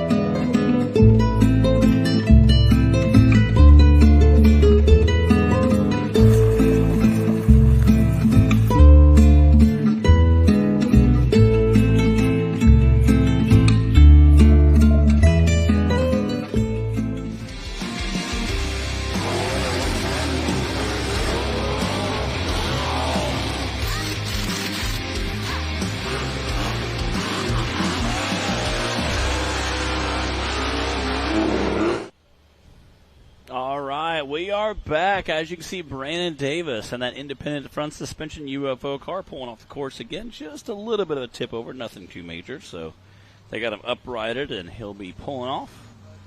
Again, that is his last course of the season.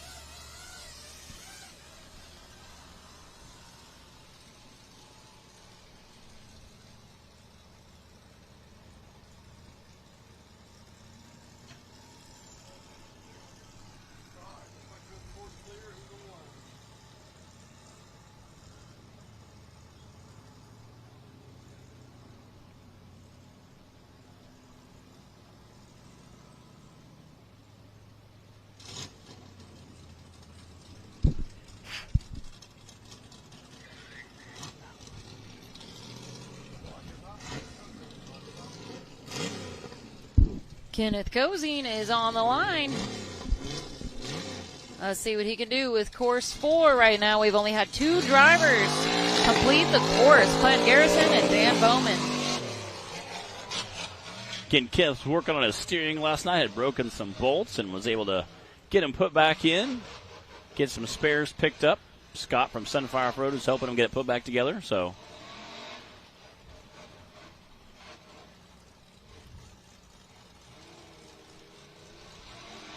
there we go, launching that thing in the air.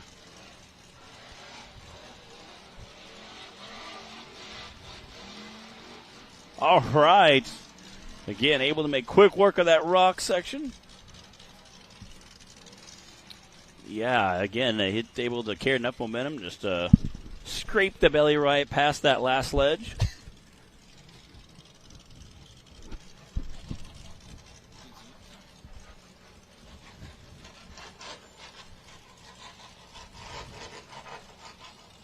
Again, Kenneth picked this chassis up. Built it for him. They started mid last year. Got it done earlier this season. He had a few little new buggy blues, but got it able to get it dialed in. Is having a lot of fun getting some seat time with it.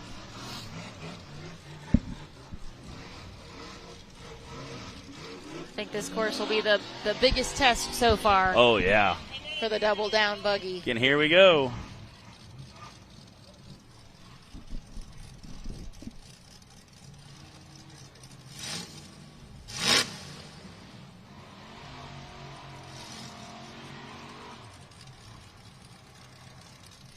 Again, you can see him just, wanting to come over that with everything. Heading over to the far left like we saw Clint do.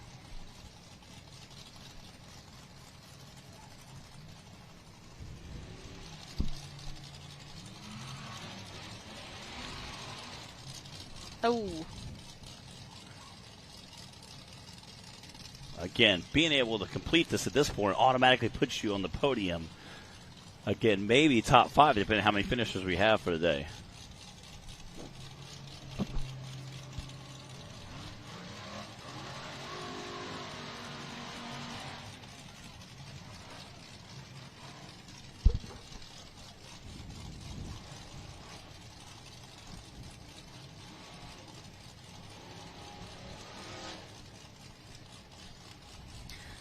This shot right here just goes to show when we tell you that it's always steeper in person, the ledges are taller than it looks on your screen,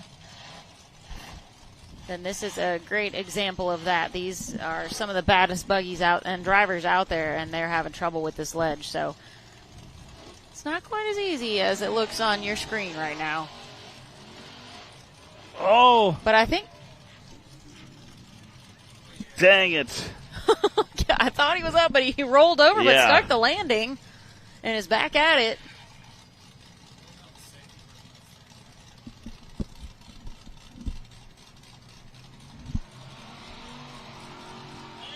There we Nice. go. All right. Was able to work over to that far left line and bring it out the top.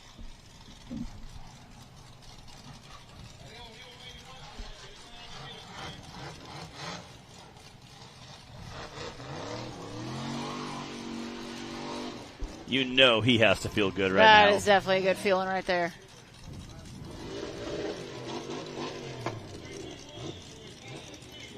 That's a 221.523 from Mr. Kenneth Cozine. His Nicely new Sunfire done. off-road rig. Again, you know he has to feel so good right now. Crowd give him a cheer, paying him off for him. We do have an AMSOIL action shot. See if we can catch another look at that flip that Kenneth pulled off on the hill.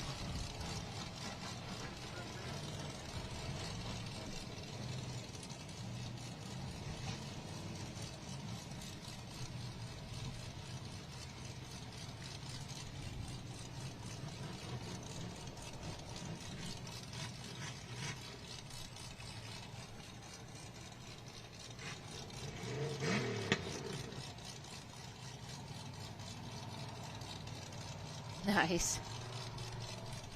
It's always great when they can stick the landing and still finish the course. You know he has to be pumped right now. It's like being able to get out there, have an exciting run, roll over, put it back on the field. Speaking of rollovers, we've got Chris Grigg out on the course now. Chris wasn't able to join us for course 1. Able to make it out course 2 and 3, though. He did have a bit of a wild ride on the Yukon Do-It Hill yesterday.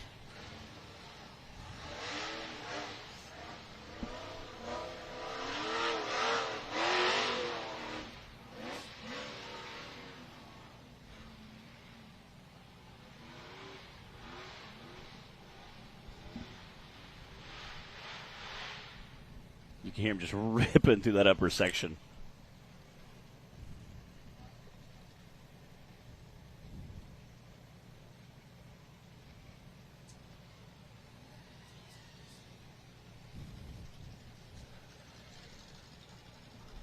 Chris has come out and done a ton of racing with us this weekend. Was able to get here just under the wire yesterday for course 2.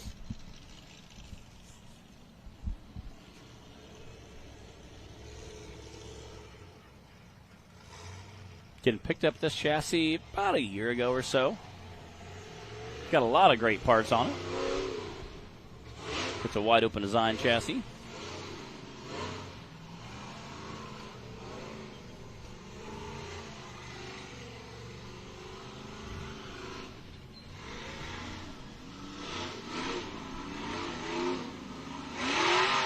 There we go.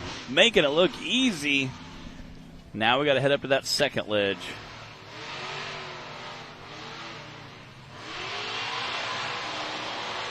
Man, he is letting that thing eat.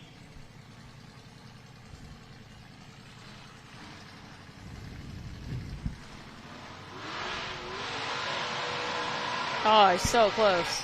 He is just romping on it. Again, that motor sounds amazing right now.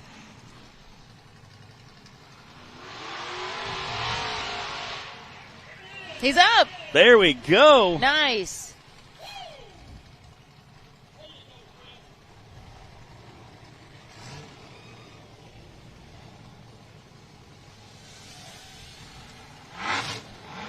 You know he has to be super pumped right now.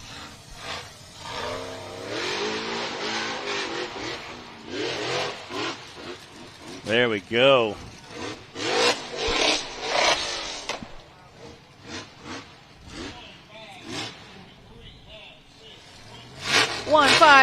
.396 for Chris Grigg. And that is actually our fastest time right now on course 4. Nicely. You know, that's especially exciting because Chris worked really hard to get here. Like I said, he missed course 1 with us on yesterday. He had trouble on his way here with his pull truck and barely made it just in time for course 2. Had a rollover. And he's also missed out on a lot of the season with us due to some health issues. So he's back in action now, and definitely exciting to see him be able to get across that finish line on this difficult course. And with the fastest time right now. So Chris had that 1:58, and then we've got Clint Garrison with a 1:64, Dan Bowman with a 2:12, and Kenneth Cozine with a 2:21. And Ethan Jones on the line.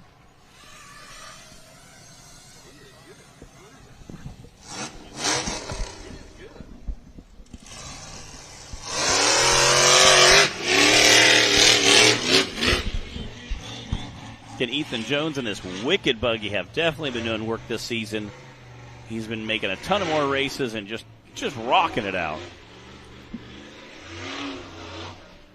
There's a reject fab chassis. More like airing it out, yeah. Matt.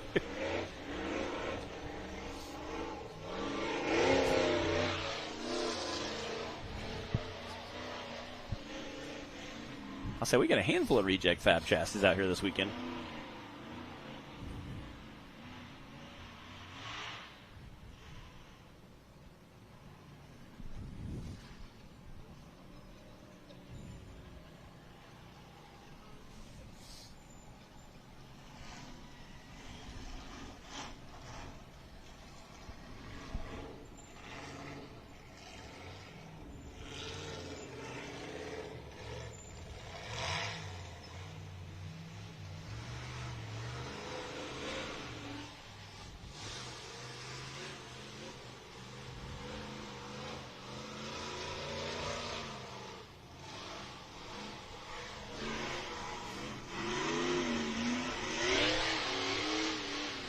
All right, let's see what he can do.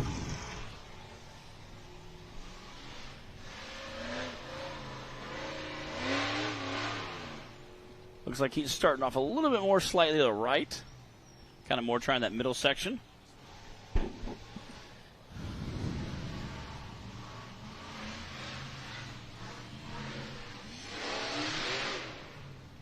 Again, you can hear that buggy just rev so hard.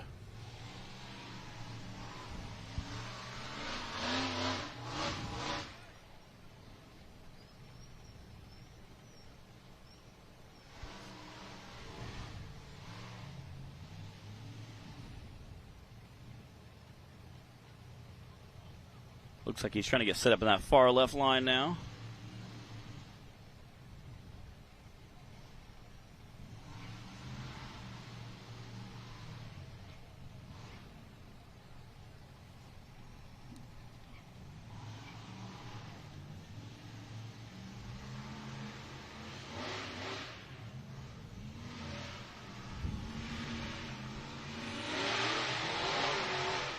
Man. He is trying for it.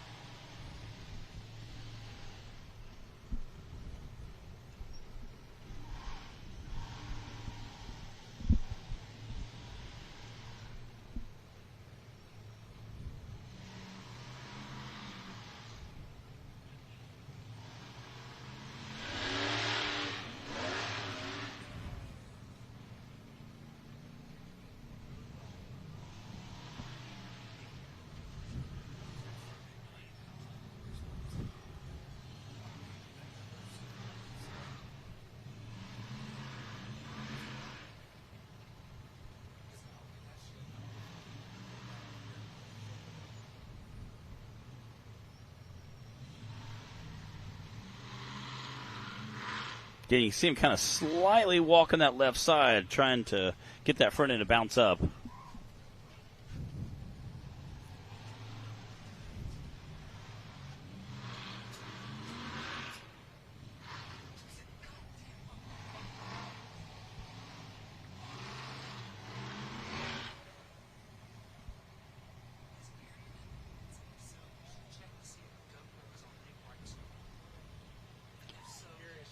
Ethan Jones giving his best shot right now on course 4.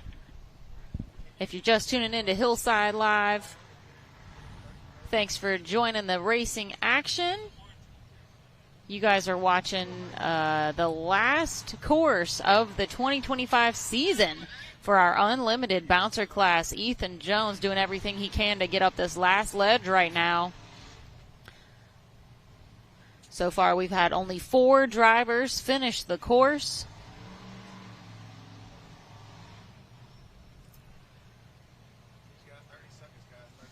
Got 30 seconds left on his time. Man, he is trying so hard. Again, that has become so 8 out up there. Oh!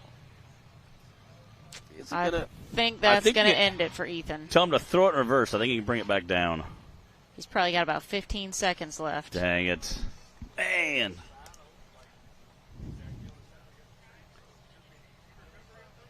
Yeah, dang it. Thank you guys for joining us. Thank you to our online audience watching on our Rock Racing TV YouTube channel and to our television audience joining us on Power Sports World. Hope you guys have been enjoying all the racing action from the last 3 days here at Wildcat Off-Road Park for the NRRA Finals. We are winding down both this day 3 of racing and our whole 2025 season right now. We've got about 4 drivers left for the unlimited bouncers and then about the same number for our limited bouncer class, course 4, and then that is going to be it for the year.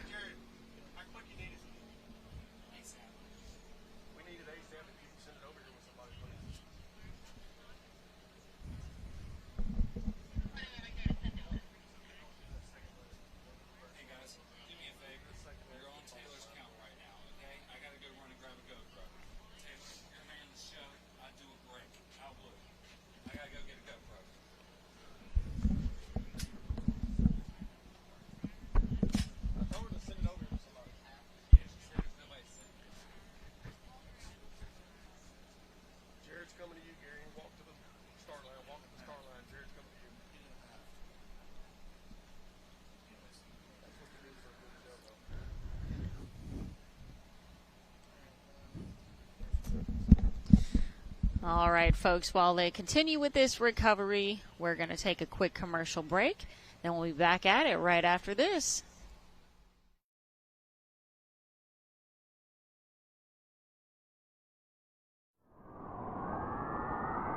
There's only one tire brand that can call itself legendary. Rebirthed from the depths of Baja and representing decades of racing heritage, Mickey Thompson Tires announces a new American mud terrain legend. This dominating tire is purpose-built for thrill seekers everywhere. The new Baja Legend MTZ. It's time to get what you really want in a tire. Silica reinforced T4 tread compound for enhanced wet performance. PowerPly 3-ply construction for sidewall protection and responsive handling. Improved 4-pitch side biters for bold looks and off-road grip. Proven MTZ tread styling for undisputed traction. 35 different sizes, and one is just waiting for your rig. Gear up and roll with the American mud terrain legend, the Baja Legend MTZ.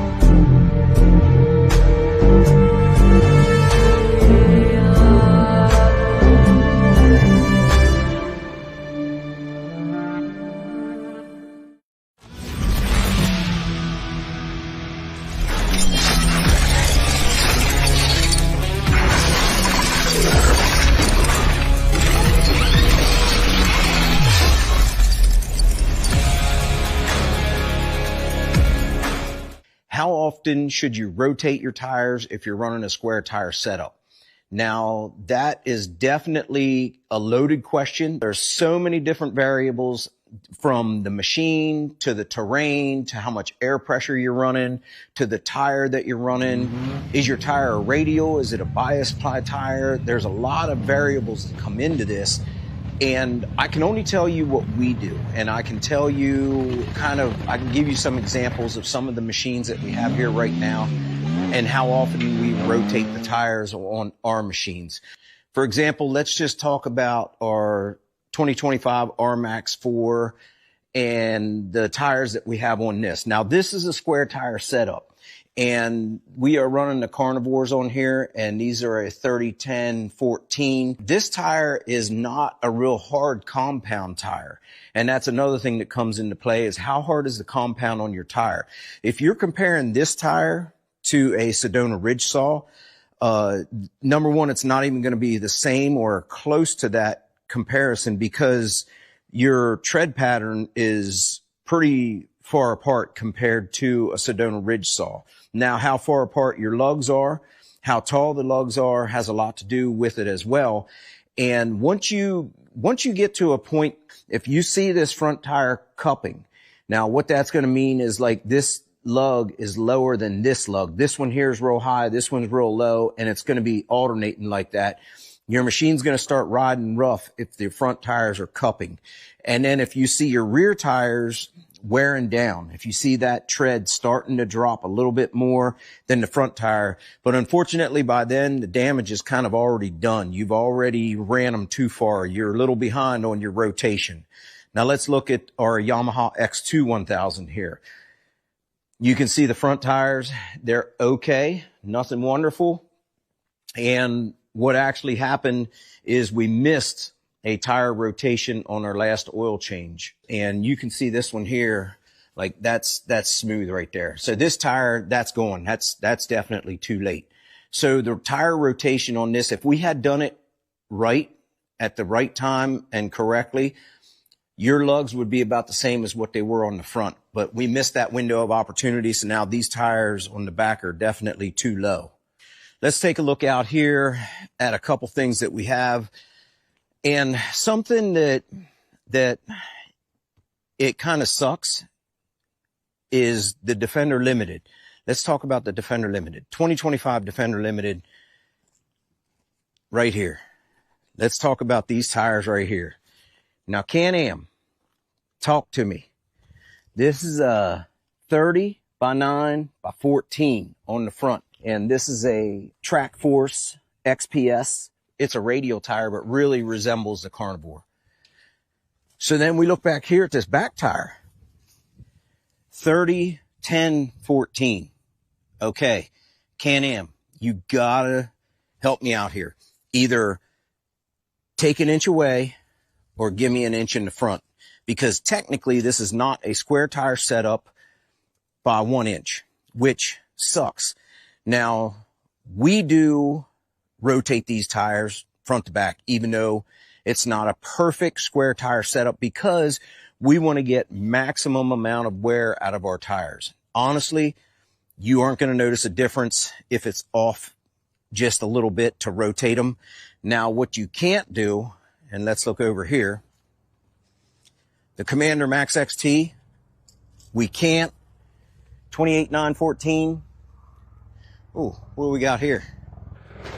What's this guy doing? Oh, yeah. Get some, baby. Get some. That's what I'm talking about. America. So anyhow, back to our Commander. So if we look back here, this tire here is a 28, 11, 14. So we have a 28, 9 and a 28, 11. Now, what that means is on the front here, this is a 28, 9. So the first number is your height, second number is your width, and the third number is your wheel size. So this is a 14-inch wheel, and it is 9 inches wide. Now, if you look at the rear, that's 11 inches wide. Definitely not even close to a square tire setup, and you can't change these. These you're going to run, and you're basically going to run them until they die. And that's the only option that you really have with this, unless you were to change the front or the rear and make them matching. That's the only option you have with this. And then also over here, we're in the same pickle with the Defender Max, the HD10 here. Same thing in the front. We've got a small tire, 9 in the front, and then 27, 11, 14, 11 in the rear. So there again, like, not possible to be rotated. Not even close to a square tire setup. So what we do is we put about 1,000 miles on our unit a month. So about once a month, we rotate the tires.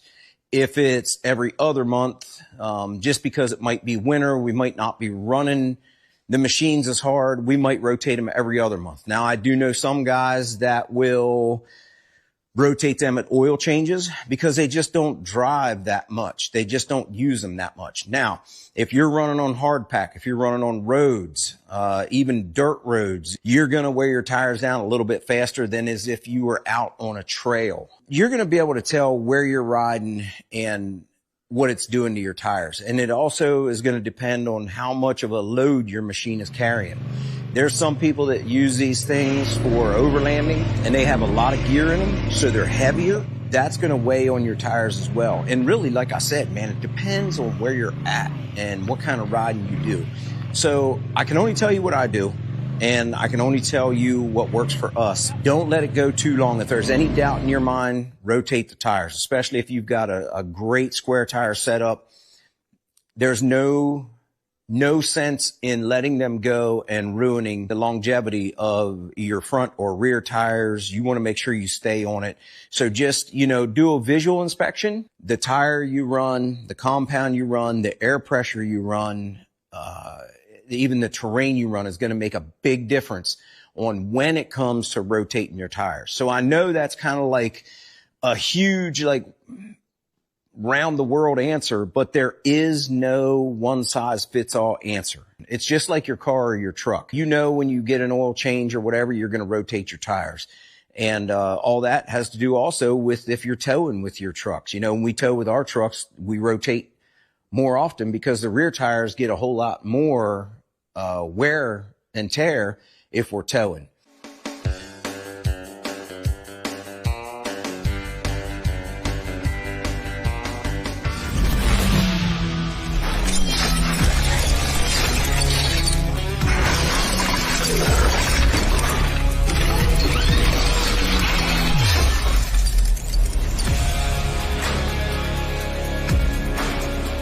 Hey guys, what's up? I'm Brian with Fishers Off-Road, and today I'm answering some questions for some guys about the rear diff lock, or in other words, turf mode. Some guys like to call it turf mode, because when you lock in the rear, you are definitely going to tear up some turf. So let me show you real quick how this works. First thing we're going to do is we're going to start out with the rear end unlocked, and we're going to do a little circle here, and we're going to show you what it does.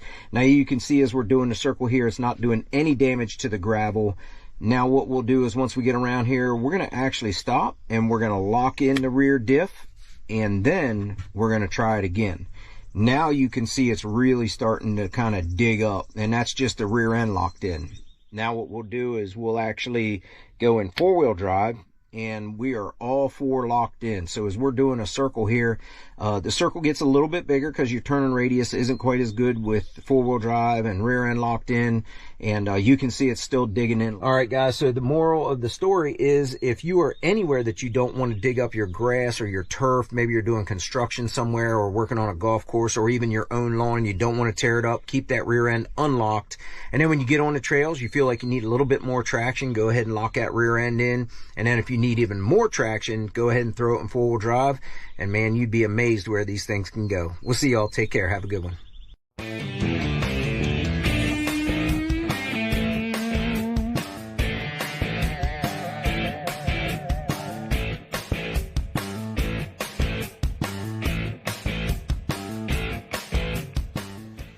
All right, we're back here with Chris Grigg in the booth. Again, we just heard you are the fastest time on course 4.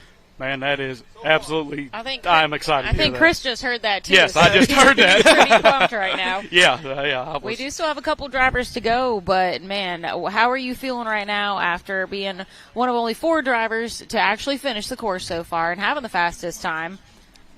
Why don't you tell us and about your process of just getting back in action after some time off and a little troubles getting here too? Yes, so after everything going on, so for those at home that don't know, I had a heart attack back in April, and that's why I had to miss out on a lot of this season. And then even this week, we went out testing. I got in the bouncer for the first time last Sunday. Everything went good, but we cracked the transmission housing on the bouncer. So I've spent the entire week swapping the transmission over. Also found out we messed up the input on the SCS, so I had to overnight some parts from SCS. We went to leave Thursday, finally left at like 4 in the evening Thursday, got 100 miles from the house, and on my Dodge that I pull with, one of the injectors backed out. Had a buddy bring us some tools, tightened it back down, made it 15 more miles, truck lost power. Oh, no. Yeah. It was getting pretty late, 9, 10 o'clock, and, on a work night, so, couldn't really get a game plan figured out. So ended up making the tough call to turn around, limp it back to the house with a number 6 injector leaking fuel. Thankfully, we made it back, no fires. We had both the fire extinguishers from the bouncer and Nate side by side in the truck ready just in case. And like I said, so then we got in about midnight, 1 in the morning, decided, just at this point, to hate to do it, but with not having points on the line with the time I'd been out, just to call it a night and head out, Friday morning and just miss Friday's racing. Yeah. Well, we hit the road Friday and, had a flat tire on the trailer on the way up here, about 60 miles from the house. Because if we haven't had enough. It can't be easy. And then we get to going through, Kentucky, and, saying we're about 30 minutes, and I'm watching the live feed, and I'm going, Bouncers just started. I wonder if I can make this. So, we're watching it, and we're going, like I said, we get about 5 minutes. I call Clyde, and I go, Clyde, I'm 5 minutes away. I see you got like 3 left. Can I run? He said, if you can make it. So we pulled up, unloaded the bouncer, run in real quick, signed the waivers at Wildcat, hauled tail over here, and I strapped in. I actually put my fire suit on going down the road. I love it. And, ran course 2 completely blind, not seeing it, just going off what I'd remembered from the spring and watching the live feed. Wow. And things had changed. Obviously, I picked the wrong line. We come down and broke a shock or took a bad roll on that first course for us, Hill 2, Friday. The Yukon Do It Hill yesterday. Yeah, you could not do Yukon Do It question mark hill. Again, getting back into racing, what was your plan coming into this weekend? Coming in with what's your thoughts as far as how you wanted the buggy to do? I was really hoping to just be able to push it just as hard as I could. I've done a lot to work on my health. Started going to the gym, eating a lot better, quit smoking. I've lost about 35 pounds. Just really trying to take care of myself a lot better. Yeah.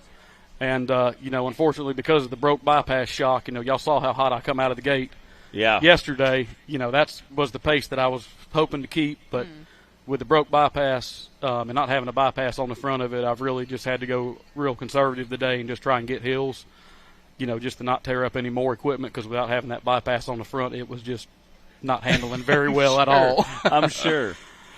Well, you were able to get a finish on course 3 earlier today, and then, of course, course 4.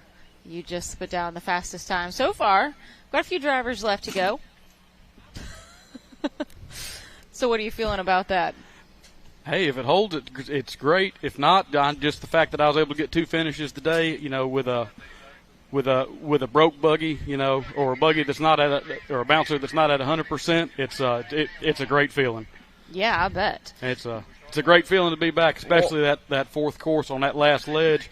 That was every bit of horsepower that bouncer had.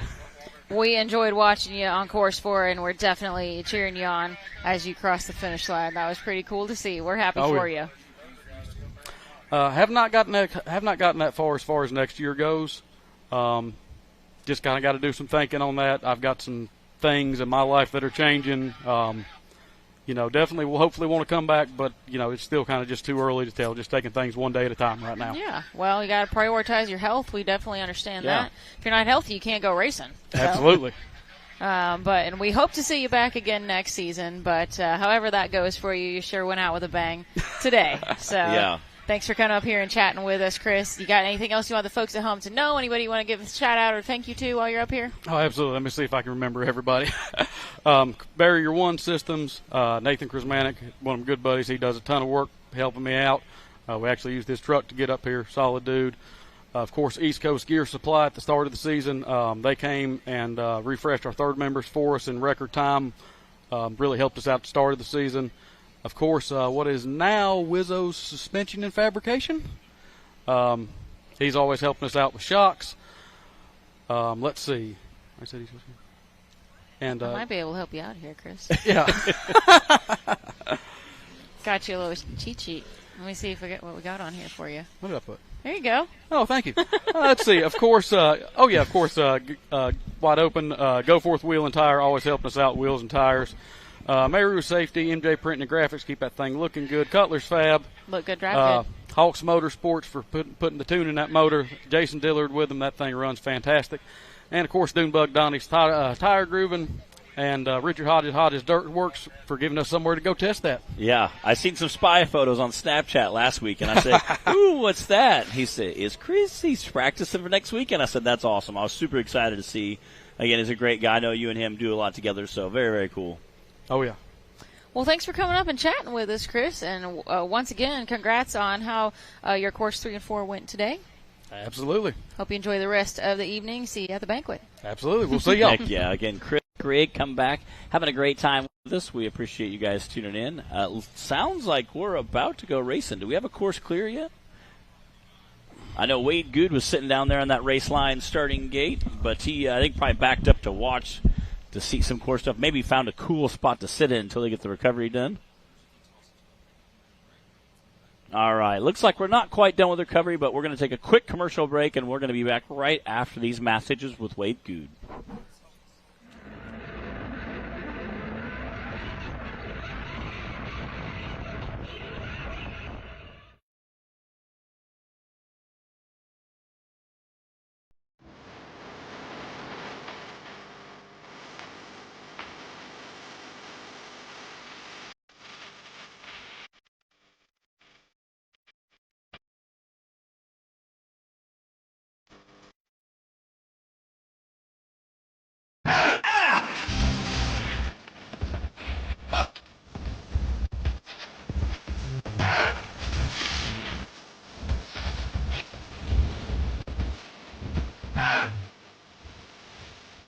this one.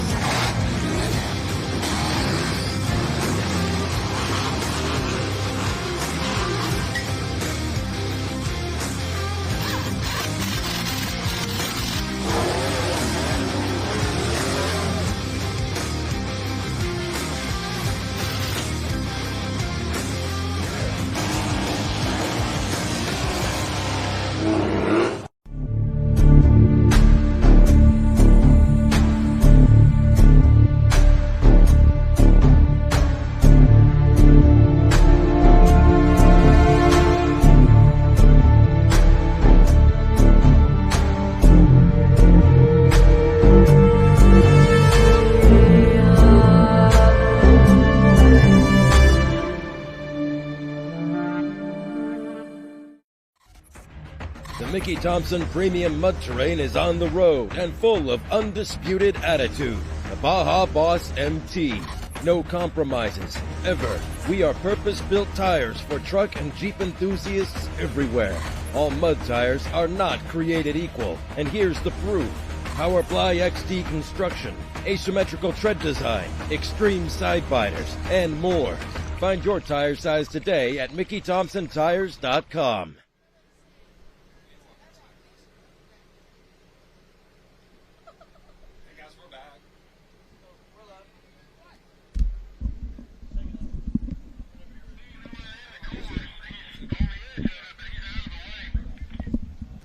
Welcome back, guys. We are still working on our recovery here. That's Ethan Jones getting some assistance on the hill.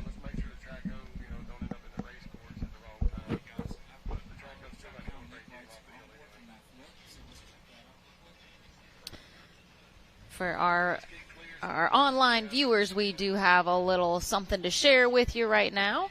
We've got the onboard footage from Nick Reich's run and his roll over and save at the top of the hill. So we're going to share that with you now. Y'all check this out.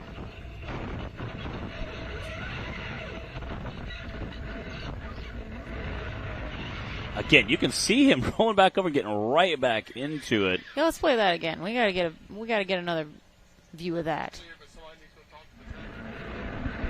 Again, coming up, you can see how big that ledge really is. Again, he gassed it, went in there, hit it, didn't. You can see he turned sideways, tried to turn downhill and save it.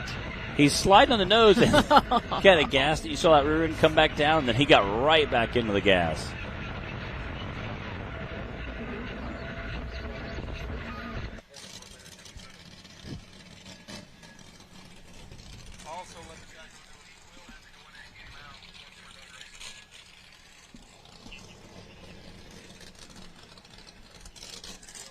I see Wade Good pulling up to the line. All right. About to send our next contestant on course 4.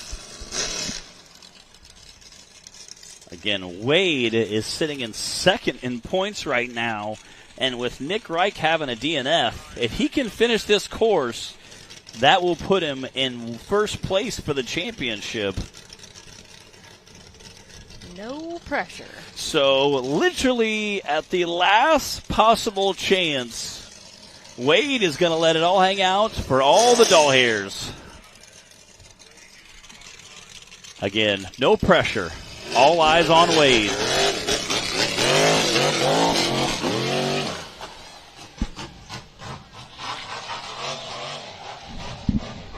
I say he's coming out having fun with it right now. He is not necessarily worried about the time he sets. He only needs to get a finish out of this.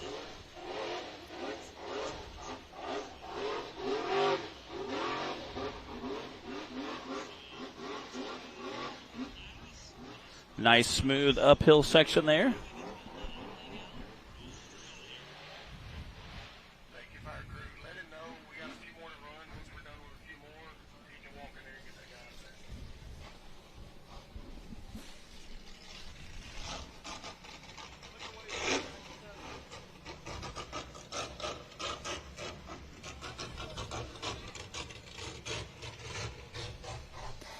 Everybody's on the edge of their seat watching to see how Wade is going to do with the rest of this course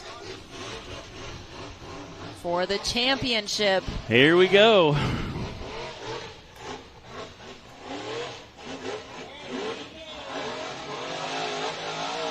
Again, letting it eat. All right.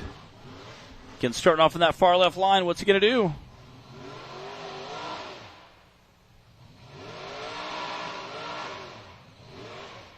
Looks like he kind of bellied out right there. We've seen some attempts to just get the front tires up and just let pure horsepower carry you the rest of the way, and it hasn't worked yet. Again, a lot of guys are kind of going out, trying a few places, kind of feeling it out and seeing what's going. Again, Wade has a 5-minute time limit that he's going to try to use here. Again, trying to feel it out, different spots. Looks like he's going back over to that far left side.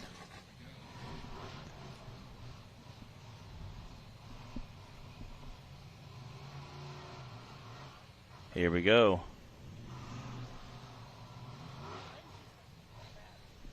Again, you can see how massive that ledge right there is. He's up. There he goes, out the top.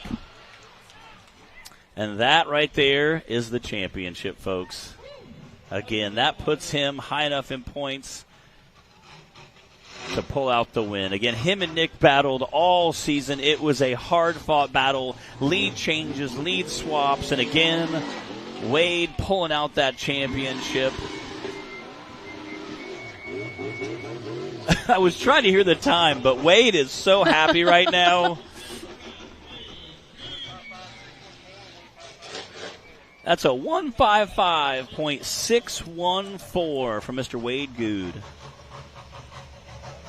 And you know he is absolutely geeked. That does it. What a season of racing. Like you were saying, Matt, Nick and Wade battling it out back and forth, swapping the lead. So exciting for all of us to watch this year. Well done to all of our drivers. We still have a couple left to go. It's not completely done yet. But that does clinch it for Wade Good and the 2025 season. All right, Ben Driscoll coming up. Clock is hot. We've got 3 drivers left for course 4 of the unlimited class. We got Kenneth Cozine up there, running our race line starting gate.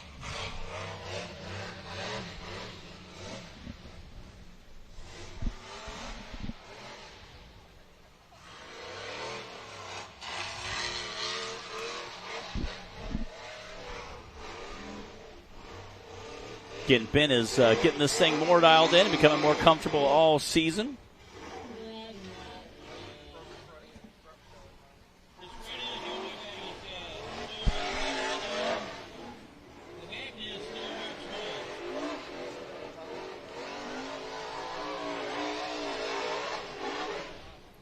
It doesn't look like his front end's pulling right now. Although Ben will go for the gusto. At least give it a heck of a college try.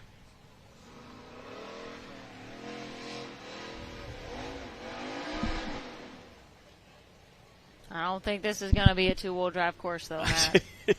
No matter how bad you want it. Yeah, I have to agree, Bree.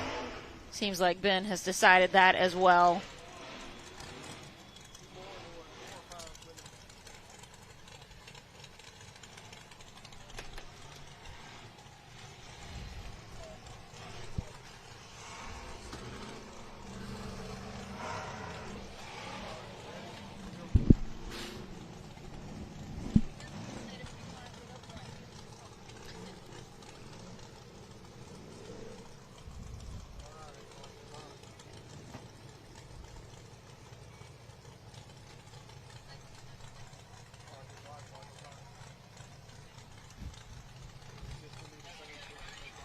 Dustin Medley on the course.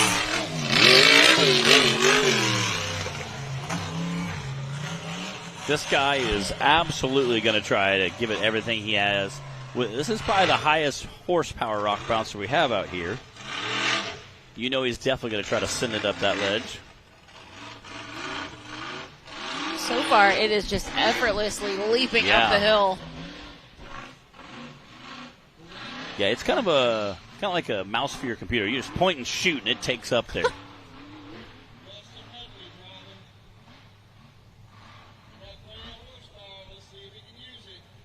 Again, he did mess up a diff last night, so he had to pull the whole thing apart and pull that third member out, get it swapped out. Luckily, they had a spare, so.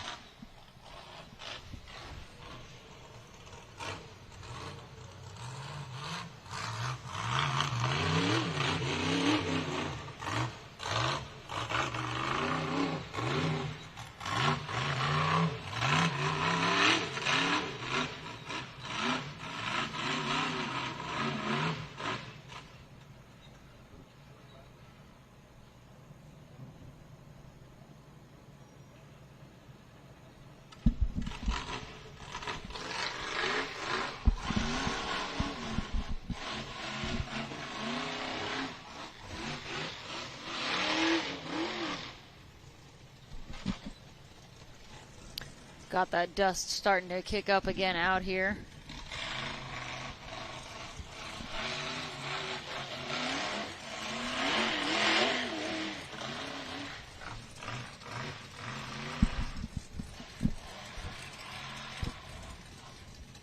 Again, you can definitely see that dust getting kicked up there.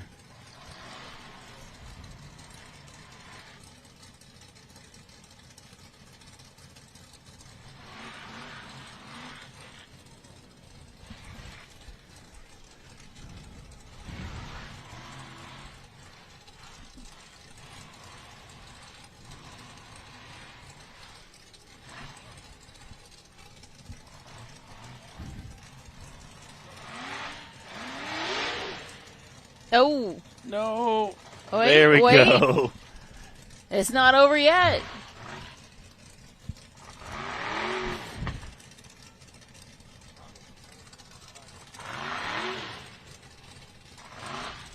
Again, you can see it, just everybody high centering right there.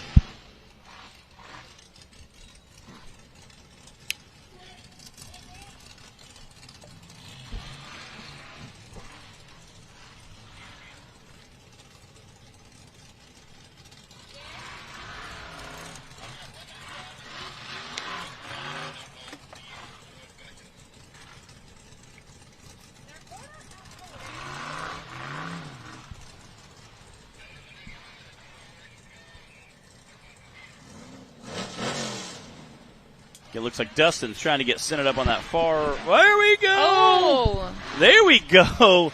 He got centered up on that super far left side, was able to gas it and send it up. Took a leap of faith up the ledge. Looks like and it worked. Knocked down a few trees, but was able to get it out of there.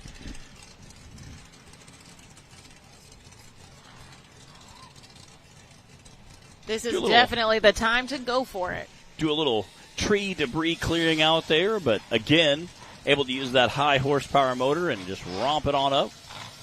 Get a finish out of it.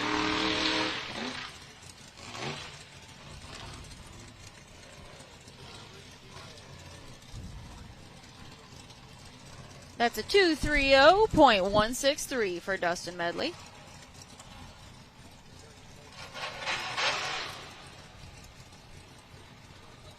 Wade Good has our fastest time on course 4 with a 1:55, followed by Chris Grigg with a 1:58, and then Clint Garrison with a 1:64. Those are your top 3 times right now on course 4.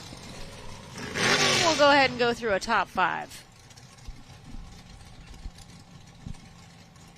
So we got Wade, followed by Chris and Clint, and then Dan Bowman in that 4th place spot, and Kenneth Cozine rounding out top 5 currently. Heck yeah. Again, Kenneth having that new chassis, sitting in the top 5 right now. You know he has to be pumped. We do have Cooper Bentley on the line still. It's not over yet. Cooper in that 3rd place spot for points. Also came into course 3 3rd place for the weekend. See how that shakes out.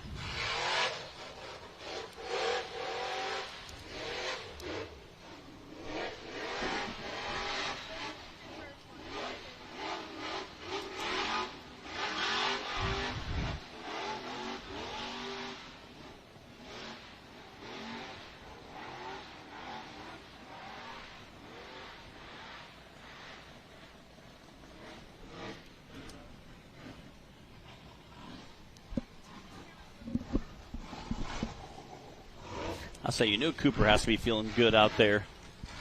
getting this last course of the season underneath his belt.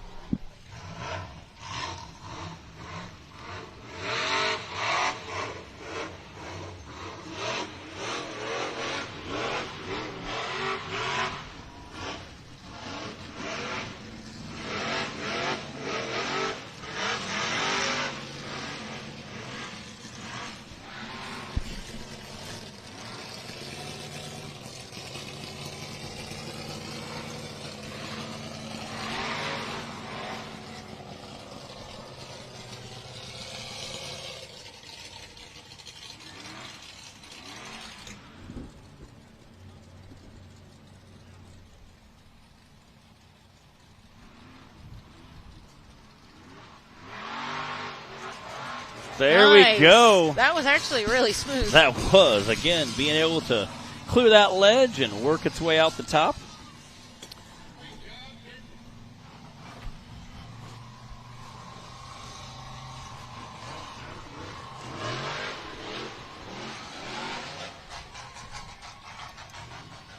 Nicely done, Cooper Bentley. That's a 116.585.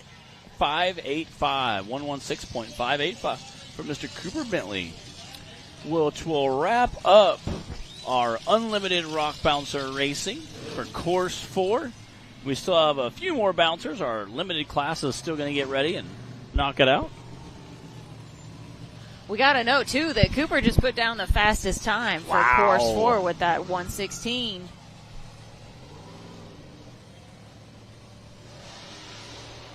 Let's go ahead and do a rundown for you guys before we move on to our limited class.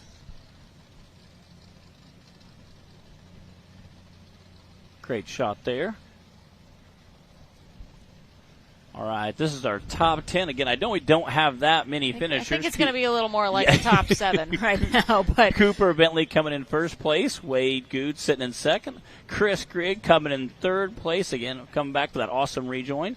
Clint Garrison coming in fourth. Dan Bowman coming in fifth. And Kenneth Cozine sixth. Okay, I guess we do have 7. Dustin Medley coming in seventh. And then we have a handful of DNFs, guys that didn't finish, or a handful of guys that also did not start due to breakage this weekend. Again, by the time we whittled it down to that 4th course of finals, usually it's the abuse to these vehicles is just absolutely insane. That's a lot to handle, that's for sure.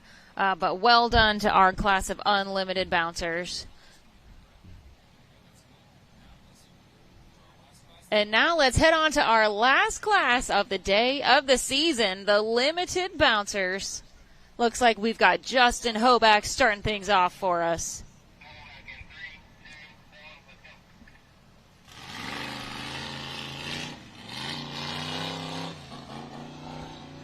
Again, Justin having this buggy for sale, wants to take his time and not break anything.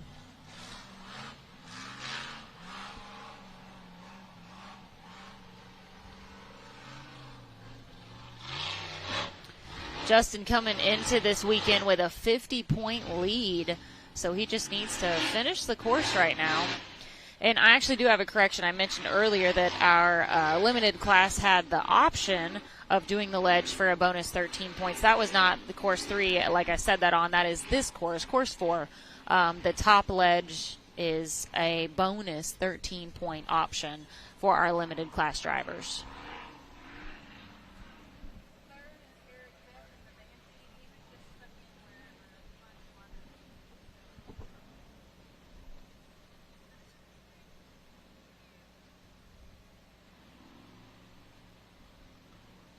Like Justin got a little turned around at the top, but he got it sorted out.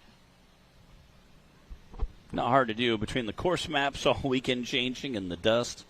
Not hard to do.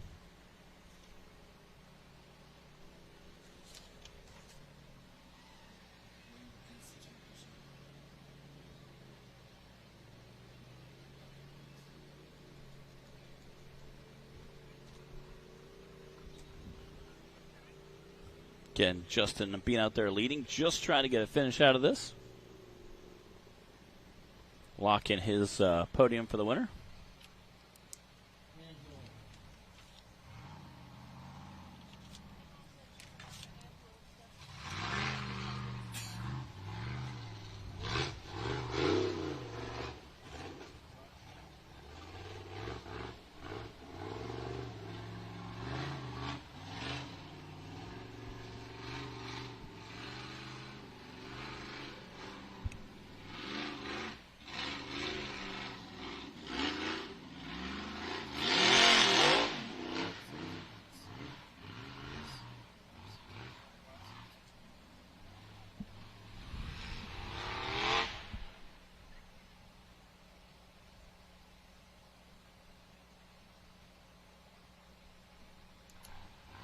Backing up a little bit there in the woods.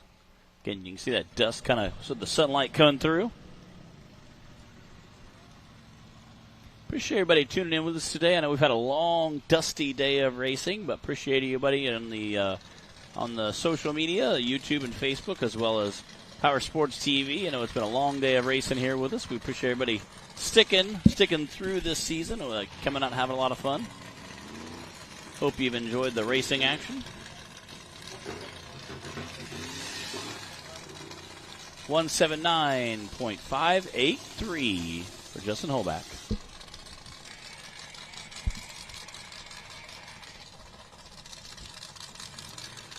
We got Dustin Carter on the line now.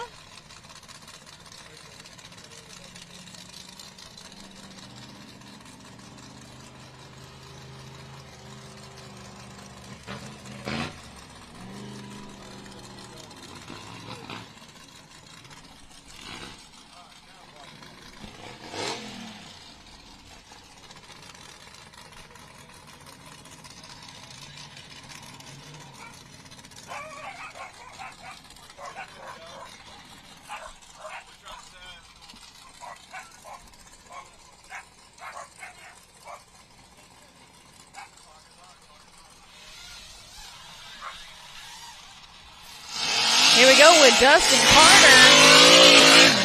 Second place in points, and he is on a mission right now. He is ripping out of that race line starting gate. Again, this small block 40 is definitely letting that motor sing.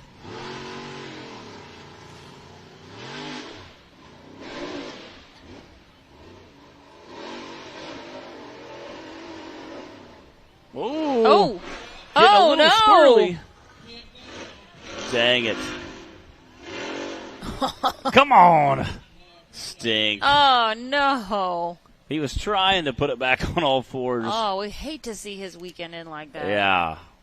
Again, had a nice run going. Was absolutely flying through there.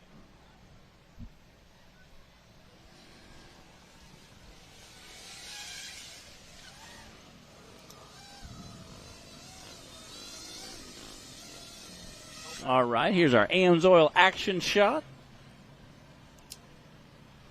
Again, you can see him coming up kind of that far left side, a little bit steeper. Front end kind of carried over and unfortunately just got a little top heavy and tipped over. Man, you hate to see that again. Just couldn't quite get it put back on all fours, but he was trying. You could see him going forward and backward, but not able to put it back on all fours, unfortunately.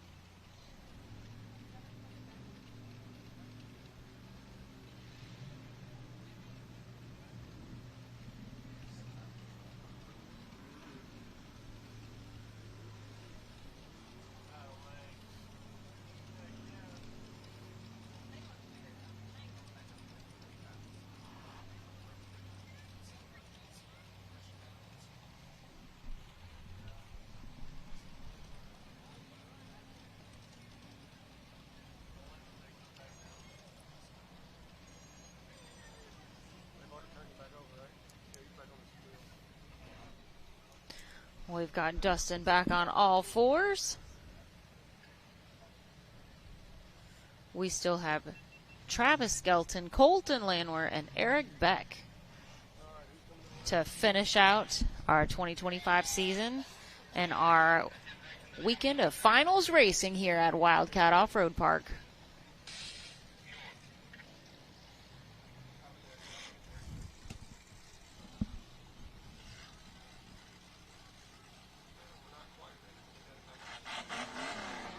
Again, you can see a mound of dirt behind her starting gate where all the drivers have slowly started to pile it up after taking off for the last couple days. Our poor race line starting gate has taken such abuse this season. It's got mud thrown out at dust and dirt. We've had to power wash it a few times during a race to help get some of the mud off of there because it's sort of deflating due to the weight. It's been ran over at parks.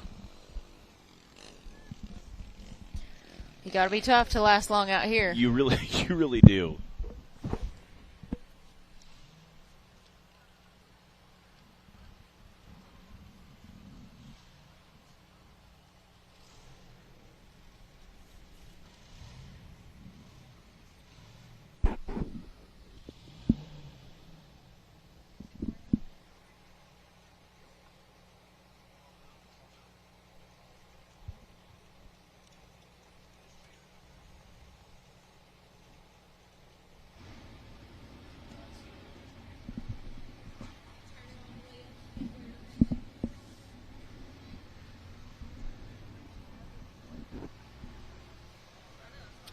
All right, looks like Dustin's able to pull off the course. We've got Eric Beck on the line next.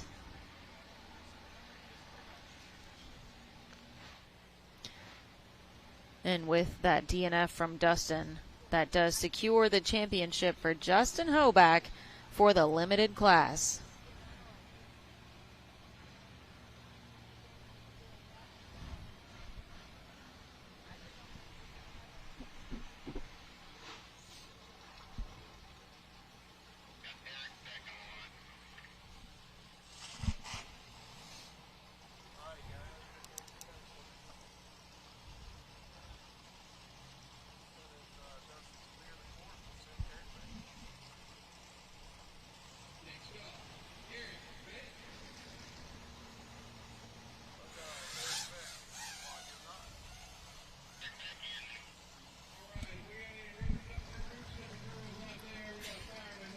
Again, Eric pulled in this morning. Unfortunately, missed the first day of racing, but was able to come out today, and he actually made course 3 look easy. Again, zoomed right up it. We'll see if he can't do the same to course 4. Oh, it did have DNF. The first hill, he zoomed up part of it. Again, he had a nice smooth run going. Yeah, Eric wasn't able to join us for course 1 and 2. Made it out for course 3 earlier today. Like Matt said, he did unfortunately have a DNF. Sure, he would love to get across that finish line now to close out his day of racing.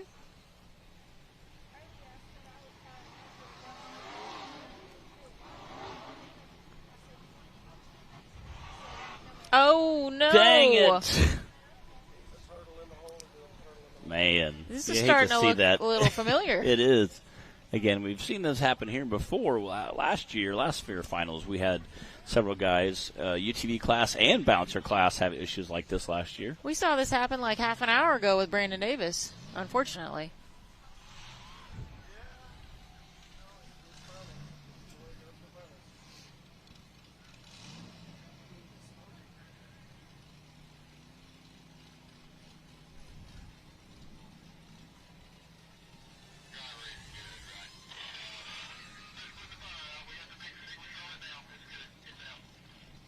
We got the thumbs up. Driver's good. They're just going to work on that recovery right now.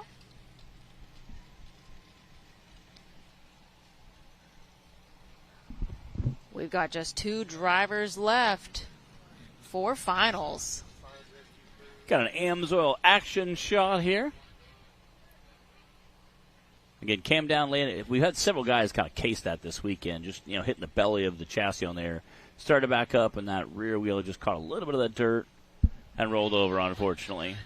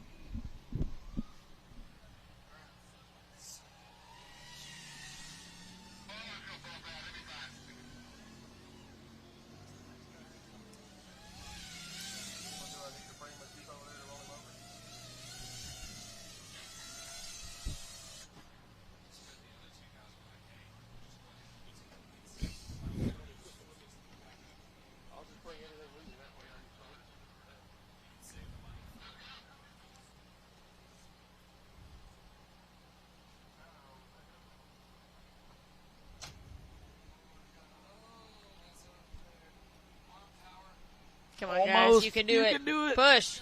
Push. There we go. Again, a little more. I think it's sitting against the side berm right there. To roll it back a little bit. This is why we work out. This is why we work out. I work out. Good job, guys. I'll say Brian Dunnigan had a clip online to come back. of Nick Reich's rollover. He was just moving there.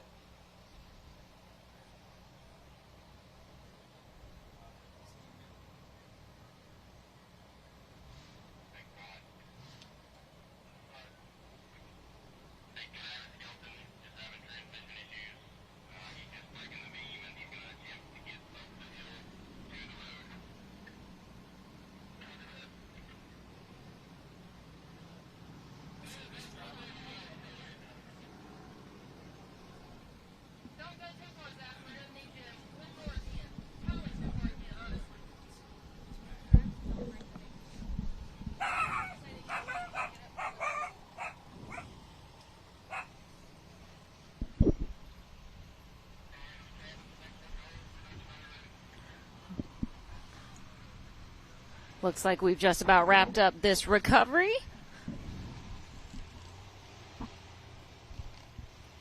Travis Skelton coming up to the line next. We did hear that Travis is having some transmission issues and is just going to attempt the course, see what he can do.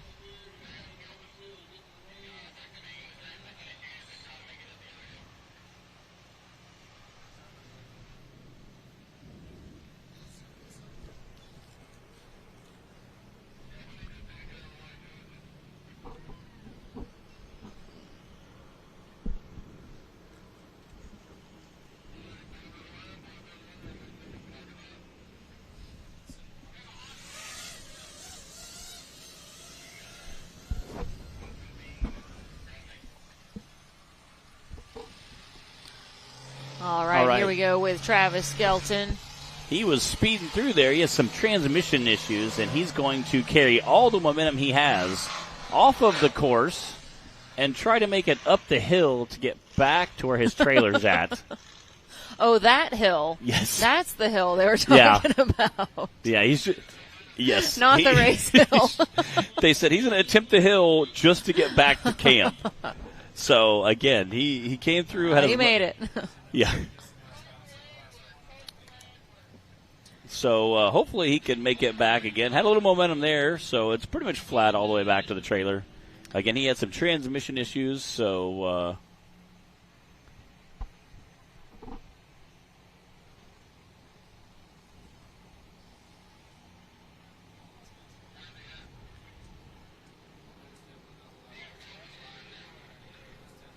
all right, it sounds like we're getting our last bouncer getting ready to pull up the line. It's not that one. It's not that one. It's not that guy. Yes.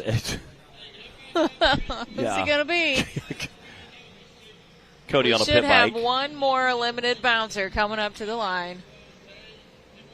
There we go. Here it is. Colton Landwehr is going to close us out for the season for our finals weekend here at Wildcat. Again, he has raced with us over at West Virginia before. First time I ever bumped into him over there. He has an off-road shop over there. Got to hang out with him a little bit. First time we ever raced there. He had a sweet-looking teal buggy, so naturally I kind of gravitated towards it. Obviously, have a cool wrap on there. They had to pull the motor to change the bell housing on the transmission last night. So he had a very late night, but luckily he was able to get it all done. Yeah, after starting out with 2 DNFs on course 1 and 2 yesterday, he was able to get through the finish line earlier today on course 3. And so far, with just one of our limited bouncers to finish course 4, it'd be awesome to get. Ooh, driving out, Colton. There you go. Wow. Oh, it'd be awesome to get one more yes. through the finish line for the night. There we go.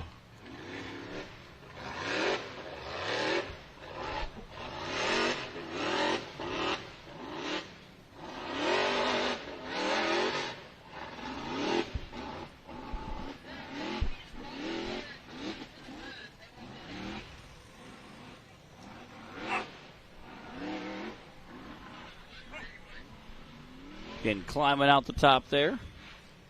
So far, so good.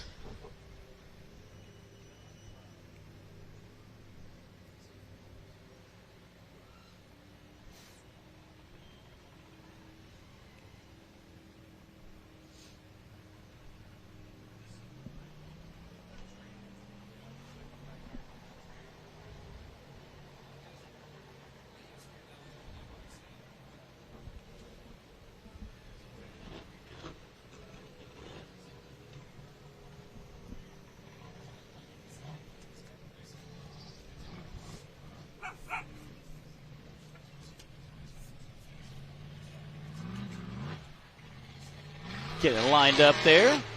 Again, trying to get over to some of these big rocks we got out on the course.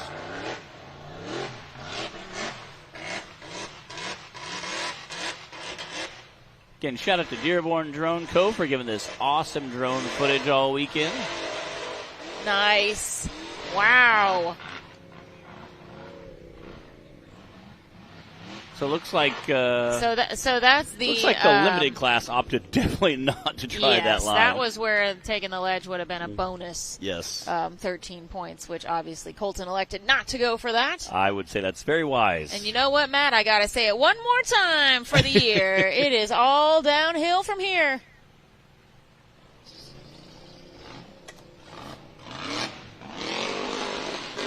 All right.